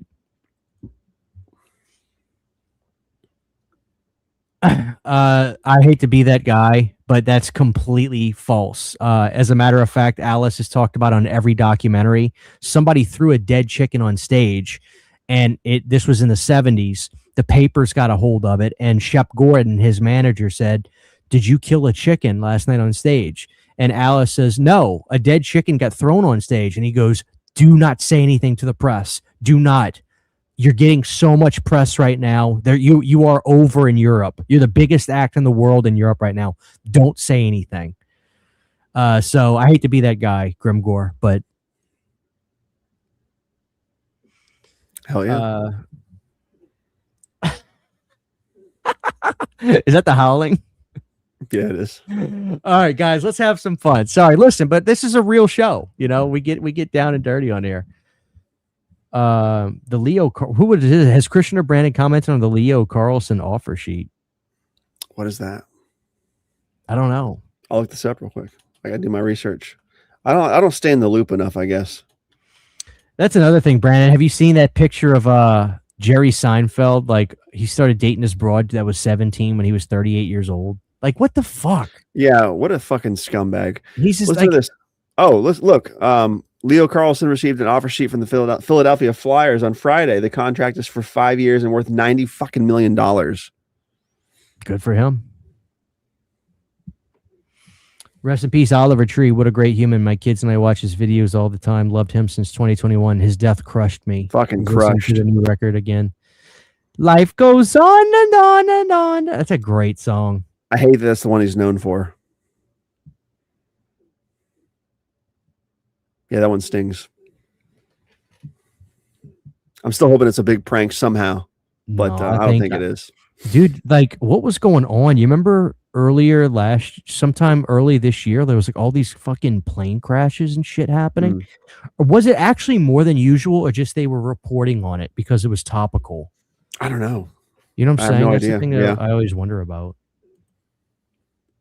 I was hanging with juggalos when I was a teenager, and they killed a chicken and got me in hella trouble with mom. Killed a chicken? Dude, this Captain Rhodes guy.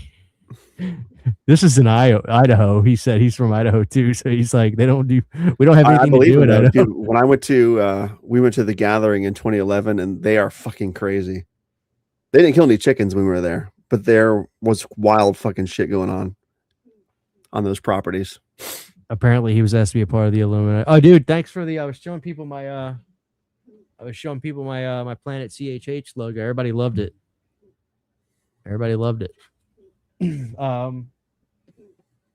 Well, I mean, he was fighting with his record label, that we do know. They were like, left. Hey, yeah.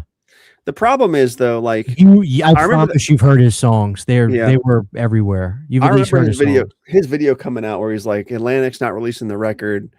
Fuck them. I remember that come out on April 1st. He posted that video. And then like the next day he announced the album was coming out. So I'm like, okay, how much of that was actually him just pulling pranks and how much was real? So I know plane crashes do seem to kind of like, you know, that whole thing stinks to high heaven. The poor mama. He came from such like a normal family. He looks so bizarre with his bowl cut mullet. You know, he was such a goofy looking dude. You know, I think I still got a problem believing it's real though, because he's done so much weird shit. And the fact that he talked about, oh, I set up my will to do this big foundation when I'm gone, and then 2 weeks later he's dead and the foundation's now set up. And I'm like, dude, if he is dead, rest in peace. Well, obviously, I don't think it's a joke at this point, but it's like it's such a weird set of circumstances and a weird timeline for all those things just to happen. You know what I mean? Yeah. It's weird. Anyway, guys, let's get on a lighter note tonight. But yeah, the show, dude, it's getting more real, man. People get uncomfortable with real these days, man. Oh, dude, tell me about It it. blows my mind. These fucking. Well, never mind. We have to talk about it, dude. That's what I'm saying. People are always like, I get on here to escape. Escape from what? That's just gonna follow you wherever you want to escape from. You ain't escaping nothing. Dude, I love Spinal Tap. Well, here's the problem, Michael, with believing these ridiculous conspiracies. Unfortunately, some of them are coming to fruition. And so now nobody really knows what to believe because unfortunately, some of these conspiracies are really all but conspiracies. That's the problem. A ton of them. Like, That's look the at problem. Pizzagate. 10 years ago, people said you were nuts. Now it's like, oh. And I want to say this about conspiracies, and then I'll drop it too, because nobody wants to hear it. But check it out. I once knew a guy who was dyslexic. When it comes to conspiracy theories, right? The craziest conspiracy theory you can think of. Ask yourself this: do you live in a world where 9/11 happened? If the answer is yes, no other conspiracy theory is as crazy as that sounds. Right? 9/11 happened. We lived through it. Yeah. So nothing else is as crazy as that fucking sounds. Every time I see an old friend, we just talk about how weird things are becoming. I feel like that's just Chevy Chase. I love that scene too. Oh my God.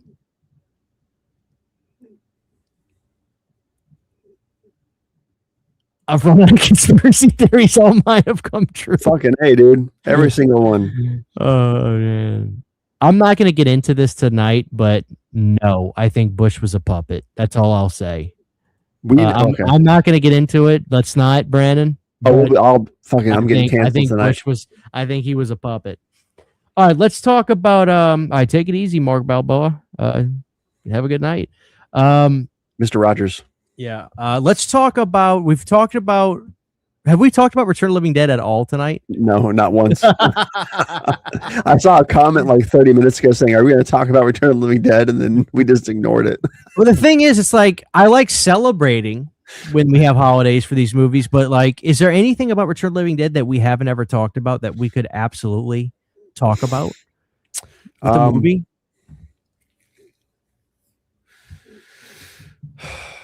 I mean, we know about the soundtrack. We know about Tarman's voice. We know about Brian Peck. We know about, what a shame. What about the new movie? Do you think it's actually going to come out this year? It's slated for November 2026. It'd be cool if it did. Would it be cool if it did? I mean, I'm not subscribing to any of that bullshit drama with the original cast or anything. Like, I'm so over all this crap. How aware are you of that situation? I watched your video. On it. The one I did like a couple weeks ago. Yeah, and that's the most I'm diving in. I'm like, okay, I'm not gonna. It's whatever. a mess. Yeah. Somebody said you said Brandon found a trioxin barrel. I did. Again, it's just like who owns the rights? Who legally owns the rights? They have the right to make the movie. Like, you can bitch and gripe all you want. Living Dead Media, and there you go. So the problem is he can't get money because he makes shitty films like Kill Her Goats, and that's fine. The problem. But if he has the rights, I don't see what the legal standing is.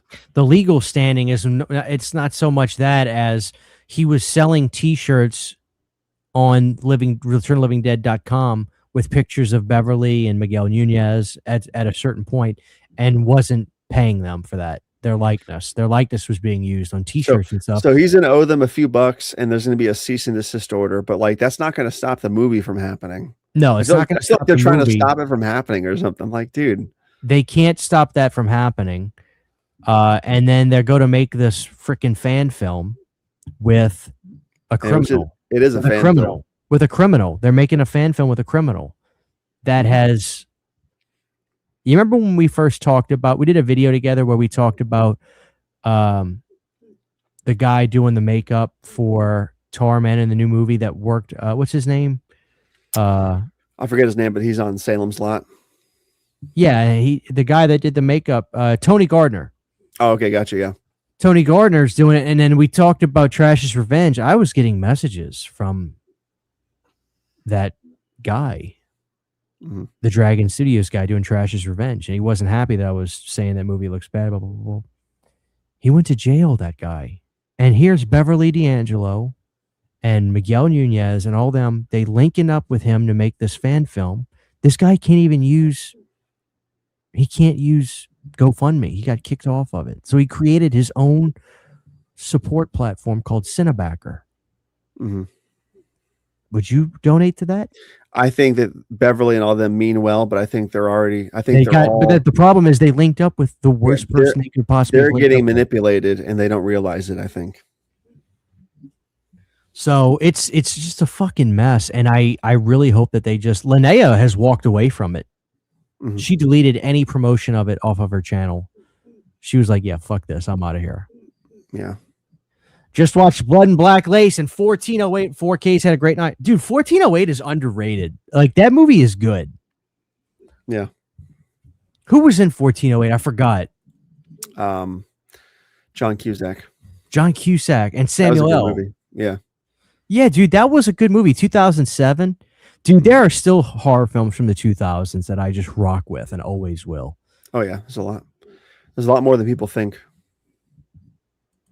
Thank you for the $5. William. I love John Cusack. I'm going to go fucking buck wild for Easter this year. He's got some great fucking movies, dude. He does. Horror, non-horror. Like, have you seen his newer, it's like 2021, I guess, 22. It's a Western, but it's like a dark Western called Never Grow Up. Did you see that? No. He plays a villain, and it's really good. He does really fucking good in that movie. You should. I suggest that. Anybody in the chat, Never Grow Up.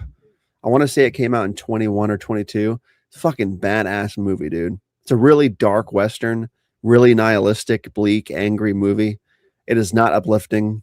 You will not be in a good mood, but goddamn, what a watch. What a fucking watch. I have to put it on the list. Miramax was owned by a criminal, but no one talks about it anymore. I just did the other day. As a matter of fact, I actually said, we all know how crazy Harvey is, but it also sounds like his brother Bob was just as insane. I was talking about Rob Zombie's Halloween too, so I just talked about it a couple days ago on my channel. Beverly D'Angelo. What did I say? Is that what I said? Beverly Randolph. I'm sorry. I agree, Greg. Tarman is amazing. Every president is a puppet. 1408 slaps. Planet CHH, who has the better zombie walk, Tarman or Flyboy? Tarman. Yeah. Tarman grooves when he walks, man. Flyboy is just a stiff mattress when he walks. Flyboy is an iconic looking zombie, though. Iconically bad. No, Brandon, stop. I don't like the blue era of zombies at all. I never got into it. Never will.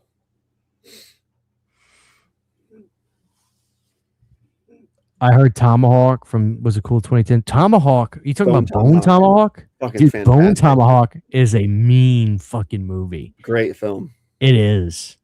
I didn't see it for years after it came out, though, just because I thought, I'm not interested in this. Correct. I just saw it last year for the first time. Like, it's phenomenal. It might have been this year was the first time I saw it. Whenever I watched it, it was really, really, really good.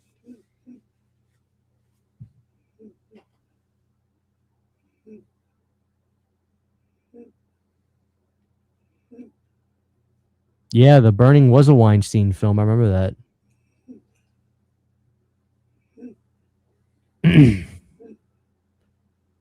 Let's see what we got here. Oh. 5 Boy was literally the worst nickname in cinema history. Dude, I read speaking of Eternal Living Dead, here's something we can talk about. There was a video essay I watched Drop a like on the show, guys. a couple weeks ago. Might have been from Captain Gold or somebody else. It was one of those zombie channels. And he was talking about how the Return of the Living Dead scenario is like the worst zombie scenario above Dawn of the Dead 04, above 28 Days Later, because maybe not above 28 days, but he was talking about the fact that the details you don't think about it, besides like them nuking the city and it being acid rain again and starting somewhere else, is the fact that once the acid rain rains, that those rain clouds would keep traveling elsewhere, raining in other places, and every person who gets hit by the rain is eventually going to turn, theoretically, right? And by the time you try to contain it, it's already spread elsewhere, faster and more intense than anything else would, any other kind of zombie scenario. Not to mention the other trioxin barrels that still aren't accounted for. Not to mention that no matter what you do to alleviate the situation, it only makes it worse. If you burn them or blow them up, it only makes it worse. There's no finite cure for the problem. Whereas like in 28 Days Later, you could theoretically isolate the island, let them go away, theoretically. Or with like Dawn of the Dead 04, eventually they'll probably, you could shoot them in the head and they'll die, right? But in Return of the Living Dead, they're like basically immortal zombies who will keep multiplying faster and faster and faster, Yes. with no end in sight because of the rain and the smoke. Like there is no solution that doesn't spread the problem further, no matter what you do. Not to mention like the shit getting in the water supply. It was a really good video essay, and I'm like, dude, that movie already stresses me out, but like I want a sequel that explores that shit. Like there is no fucking way out of that problem. Once that gas is released, there is no way to. And plus, if it's that corrosive or whatever, that resurrecting for corpses in the ground, how many fucking cemeteries are within like 100 square mile radius of that location that are all going to be problems whenever it rains? It's like, it's fucking crazy, dude. And this video essay blew my fucking mind. I'm like, that would be such a killer idea for an ROTLD sequel. And they've never done it that explores that kind of fallout. Because you hear them talk about it in the monologue or in the epilogue saying, hey, it's going to rain and wash all this away, sir. It should be taken care of by the morning. And like, it's not. I want to see that shit in the sequel. Oh, they won't touch that. It'll be very dumb in the new movie. Yeah. Any good idea you can have won't be in the movie. No. I have been meaning to watch this movie since the first time it was brought up to me. Scariest movie ever, The Vanishing. I have heard numerous people tell me, oh my God, Christian, you have to see that. You have to see that. Let me see if I can buy it. Isn't Breakdown a soft remake of that movie? I don't know. It looks like it got an American remake with maybe that's what I'm thinking of. I thought Breakdown was the American remake of The Vanishing. Oh, it's available from Criterion. I've been meaning to watch and I've been meaning to buy and watch this movie for years. All right, let's see. Let me see if I can get it. Okay, so it says here, Breakdown is not an official remake of the film, but it shares a similar premise. All right, don't say anything about it, even if it's similar. I don't want to know. Did you like The Hitcher? The Hitcher's classic. And did you like Breakdown? Breakdown is fucking amazing. I think there's no way you won't like The Vanishing. You've seen The Vanishing, I'm sure. Let me go grab my phone so I can buy it right now. I'll be right back, Brennan. Actually, I don't know if I've seen the remake though. Vanishing remake. Vanishing 19 was The Vanishing was 93 the remake? Who was in the remake? Okay, so Jeff Bridges was in the remake. Okay, so maybe that's the one I've seen. Maybe I haven't seen the European version. I think that's what it is, Christian. Who was in there? Is that the guy who played Bogus? Bogus. No. Yeah, Let's Christian, find here's what Vanish. the Jeff Bridges movie is apparently the remake, and I think that's the one I've seen. I haven't seen the European version. I've seen the 93 version. So Where can I buy it? Can people tell me where I can get it? the 80s or 90s version. I want the 1988 Vanishing. The Vanishing. Have you seen the Jeff Bridges remake? I'm confused because Jeff Bridges I is in the saw them. remake of Wait up. 93. I'm sure they mean 93. The Vanishing was remade in 93 with Kiefer Sutherland and Sandra Bullock. So is Jeff Bridges also in that movie?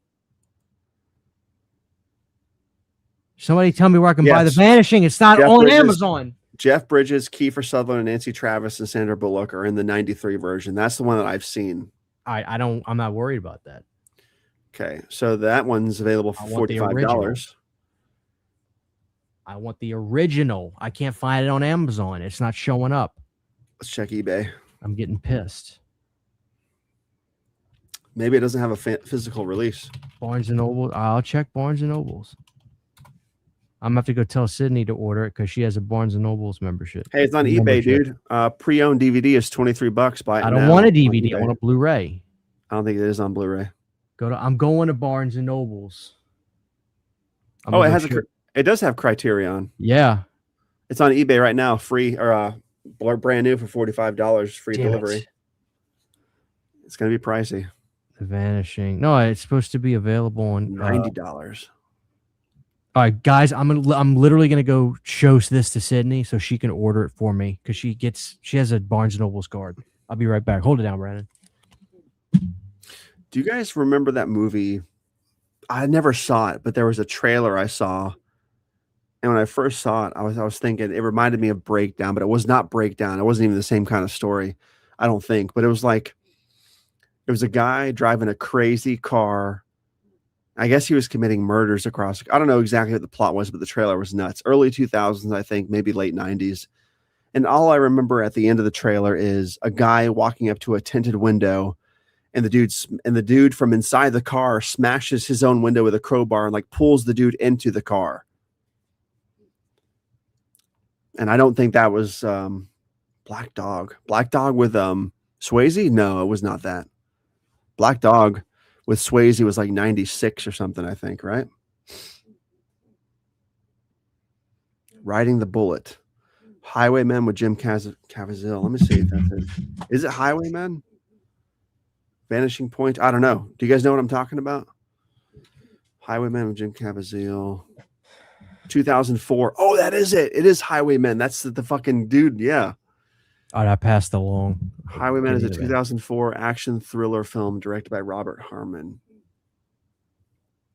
Yeah, so it is similar. See, look, Rennie Cray is motivated by revenge to track down and kill the man who ran over his wife, a serial killer immobilized by the man himself.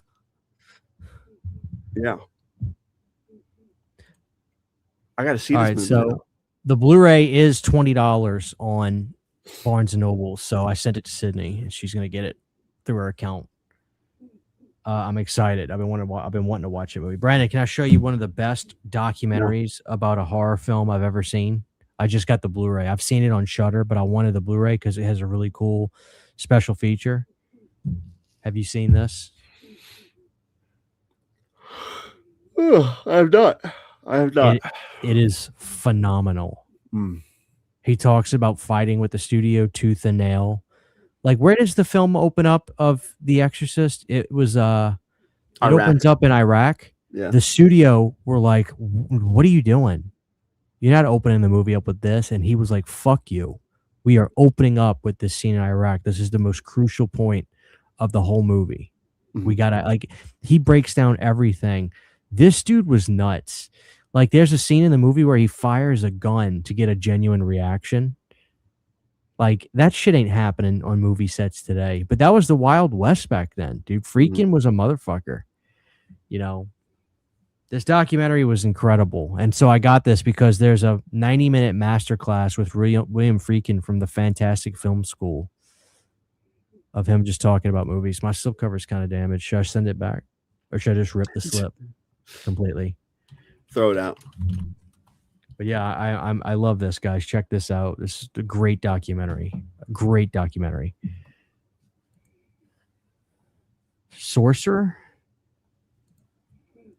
Hey, Planet CHH, how is the MVD Troll Blu-ray? The MVD Troll Blu-ray looks great. It's essentially a good release. If you don't have the Scream Factory double pack that had Troll with it, you get all those special features that they made for that, as well as like, the poster and the new slip and the reversible artwork. So it's definitely worth it if you don't have Troll. So if you do have that Blu-ray with Scream Factory, you're essentially good, But MVD, they got the license for it, and they're always good about porting over good features that happened before. So, To Live and Die in LA is my favorite Friedkin film, hands down. My second is Cruising.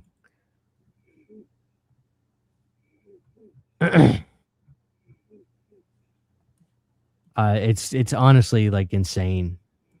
Yeah, Sorcerer. People love Sorcerer.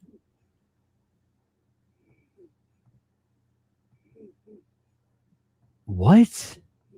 Y'all hear the story about how the writer of The Hitcher was a freak who had a fetish for people with cars? Friend, how come everybody is disgusting and weird? I don't know, dude. I don't know. Here's the problem with Inland Empire. It's a terrible film. To me, that is like the only abjectly bad David Lynch film. Like why he decided to make that movie with a Kmart camera.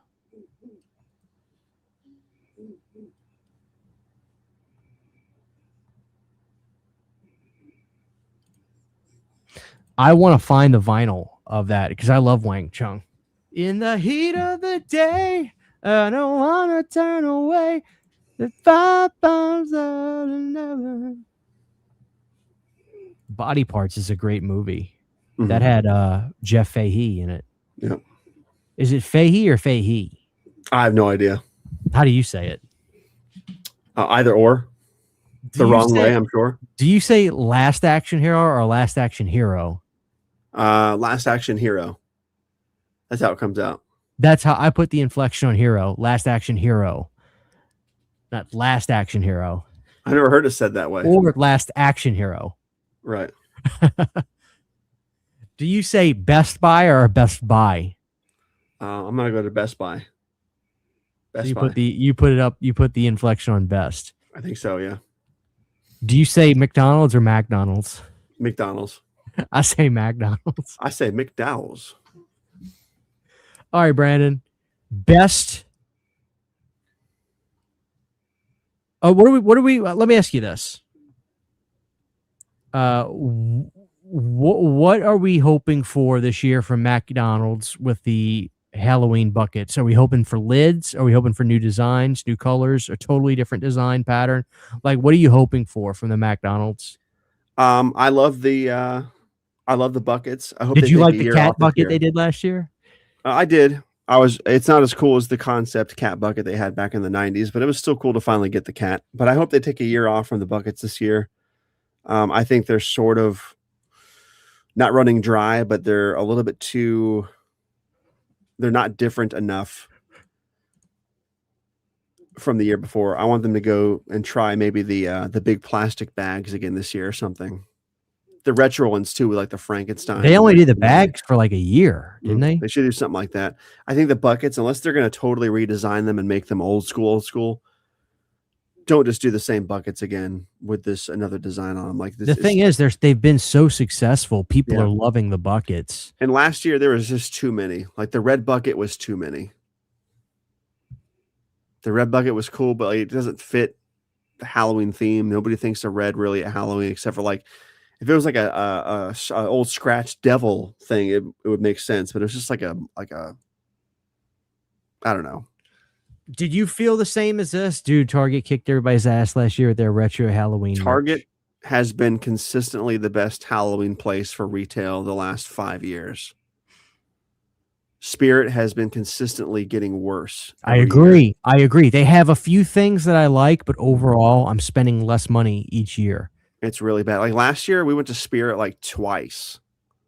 And the girls love Spear, but even they were like, okay, like everybody had their fill because it was the same fucking store. Target was except for better. dude, Target is so good. Home Depot is so good. Home Depot kicks fucking ass too. They kick out a lot of ass. But what really bothers me, and I swear to God, this is true. I'm sure a lot of people in the chat can. Christian, you could probably agree with me on this too. In the 90s, the mid to late 90s, Walmart was the place to go for Halloween shit. Like Walmart had the best selection of everything. They had like 4 or 5 rows filled with Halloween stuff, and not just like junky paper plates, but like costumes, masks, props, lighting things. Like it's not terrible now, but compared to how it was, it is terrible now in comparison. Halloween at Walmart in the 90s was untouchable. Walmart, I agree. and Kmart. Kmart was fucking glorious too, dude. And but yeah.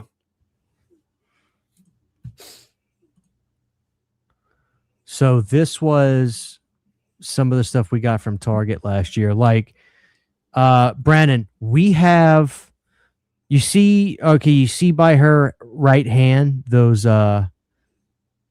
big cutouts like the cat. Yeah, we have the Cat and the Witch. We have them too, dude. We love them. Yeah, they're in my garage right now. So we bought, if you look at the bottom shelf, we bought the witch and the ghost blow molds. The only thing that sucks about them is they have little LED strips for their lighting, and they cut out so easily. So the witch still works, but with the ghost, luckily there's a hole in the bottom of it, and you can just get an LED puck light and stick it in there, and it'll work just as fine. But you have to change the batteries out on it as opposed to plugging it up. Or not plugging it up, but just turning it on and off. But they had Target really kicked ass last year. Like, I couldn't help myself. I was buying all sorts of stuff. You were so mad at me because I just called it the Pumpkin Man. Yeah. What's Lewis. his name? Lewis. What do you think? Is that a good design? I love Lewis. We have all the Lewises now except for that blow mold version. I don't think we ever got him, but we have like the small Lewis, the puppet Lewis, the giant Lewis, the medium-sized Lewis, the decoration Lewis. We have all the Lewises, I think, except for the blow mold. And we might even have the blow mold. There's so much stuff we got last year. But dude, did you see those the things in the wall we were just looking at, the witch and the cat? Easter this year, did you see that they had an Easter bunny version of that, the wall art, the 3D old school retro wall art? I got one. It was fucking sweet, dude. Just a happy Easter bunny, but it was the same kind of like vacuum formed, huge 3-dimensional wall art for Easter this year. It was bad fucking ass. So even for Easter, Target's kicking ass. Side note. Really quick. I'm listening to you, Brad. I'm sorry. I was getting my screen share going on. I wanted to show something for the audience. I'm not going to share the audio. We don't need the audio.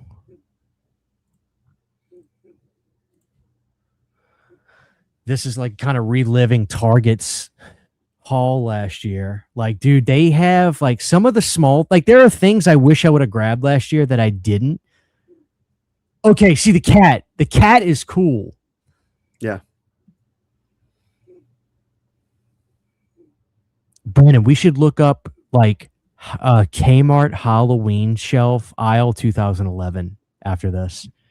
Do you remember how sick Kmart used to be? In 2011, we already lost our Kmart, so no, I don't remember that. Oh, dude. There's one online, and they have all those mini Gimme animatronics that were like, they had Rob Zombie's Halloween, Chucky. Yeah, the cat is cool, isn't it? I bought, Brandon, one of the big pumpkin blow molds that lights up. All right, Brandon, so those things right there, they tried their best to replicate. Oh, damn it. Yeah, we got one of those. The old school 90s thing. Yeah, we got one of those too. Hang on, Brandon. Somehow I separated my tabs. I'm going to have to... Son of a bitch. All right, I'm going to have to... Where'd it go?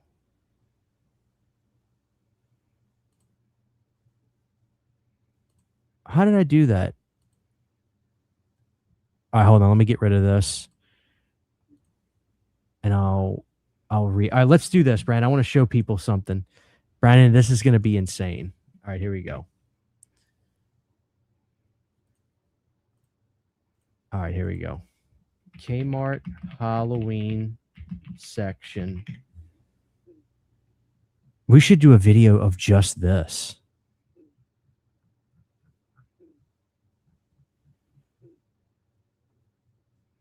Oh shit, this is it, Brandon. This video, listen to me, dude. I used to be addicted to watching this video. This brings a tear to my eye.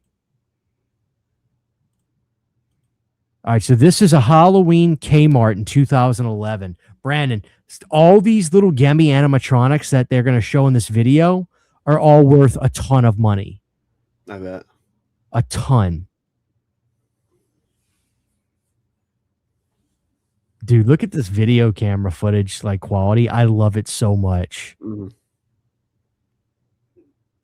Little HD DV tape cam for sure. Haunted doorbell. It's a haunted doorbell. Nightmare Films has this video burned onto a disc, so you get it. Dude, Brandon, wait till they get to the mini Gemmies.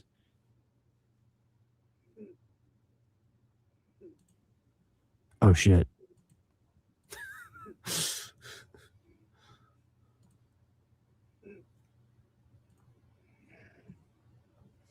Can you hear it now? Oh, same thing. Yeah. Dude, this fucking video. Exorcist theme. I don't want it to play too long. Gonna get copyright. But see, Brandon, that's when they would put all the theme songs on those figures, those toys back in the day. Yep. They don't do that anymore. No. All right, stop playing the theme. Stop playing the theme. Same thing.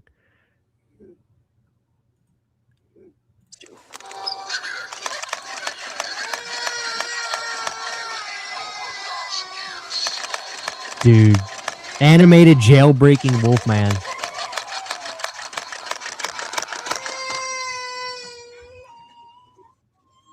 Yeah, it's a jailbreak. Oh, here's the mini Brandon, these things are worth so much money now. Yeah, they are.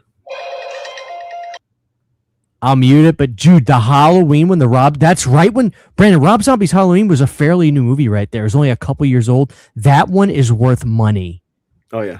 I have the Freddy that's next to it. I have the exact one. Look at that, Brandon. 17 and up. You can't buy those unless you're 17. Mm-hmm. I have the Freddy. And the Freddy's cool. That's mean. Does he still work? He still makes noise, but his head stopped. The bones inside of him probably went bad. I have Ghostface too. Hello, Sydney. Friends count, but it's the family ties that cut deep. Scream 4 just came Here's out. the best one, Mini Jason. I have that one too. Jason, Mother is talking to you. I should grab them for the audience.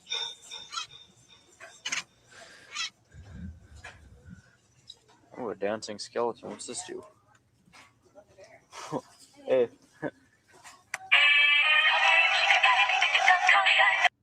Hell yeah. Dude, Kmart in 2011. I had one by me an hour away from me up until 2019, 18.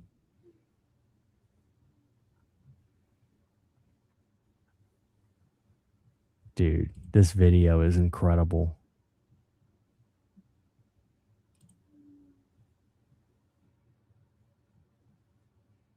You want to know something's crazy, dude? I have videos of Spirit Halloween from like 2012. Oh really?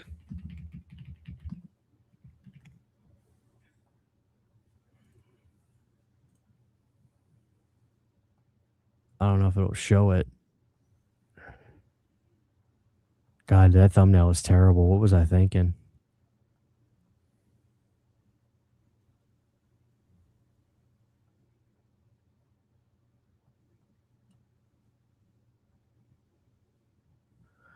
Let me me pull this out the way for a second. Let me just go find these. We've been going over 2 hours. I don't want to go too much. Let me go find those jemmies we could show everybody.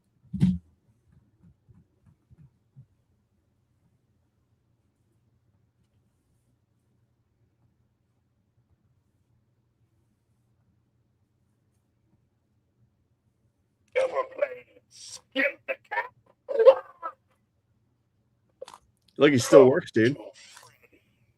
Welcome to my.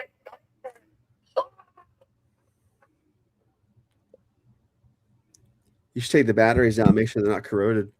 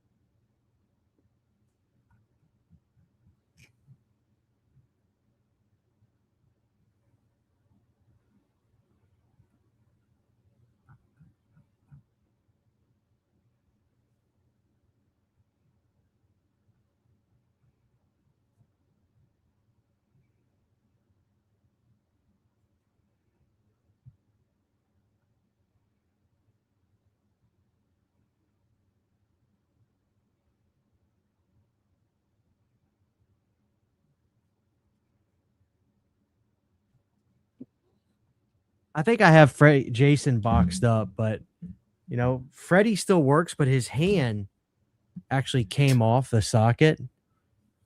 And so, like, whenever I put it on, it kind of reminds me of like a Freddy Part 5 because his hand is so loose. Mm-hmm.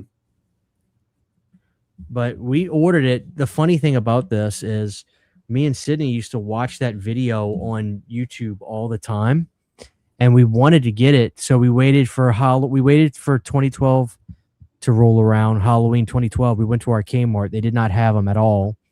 So we went to Kmart.com, which is still a site, and they had these on the website. They had Jason and Freddy to buy. So we bought them off of Kmart.com in 2012 when we got them. They shipped them to us.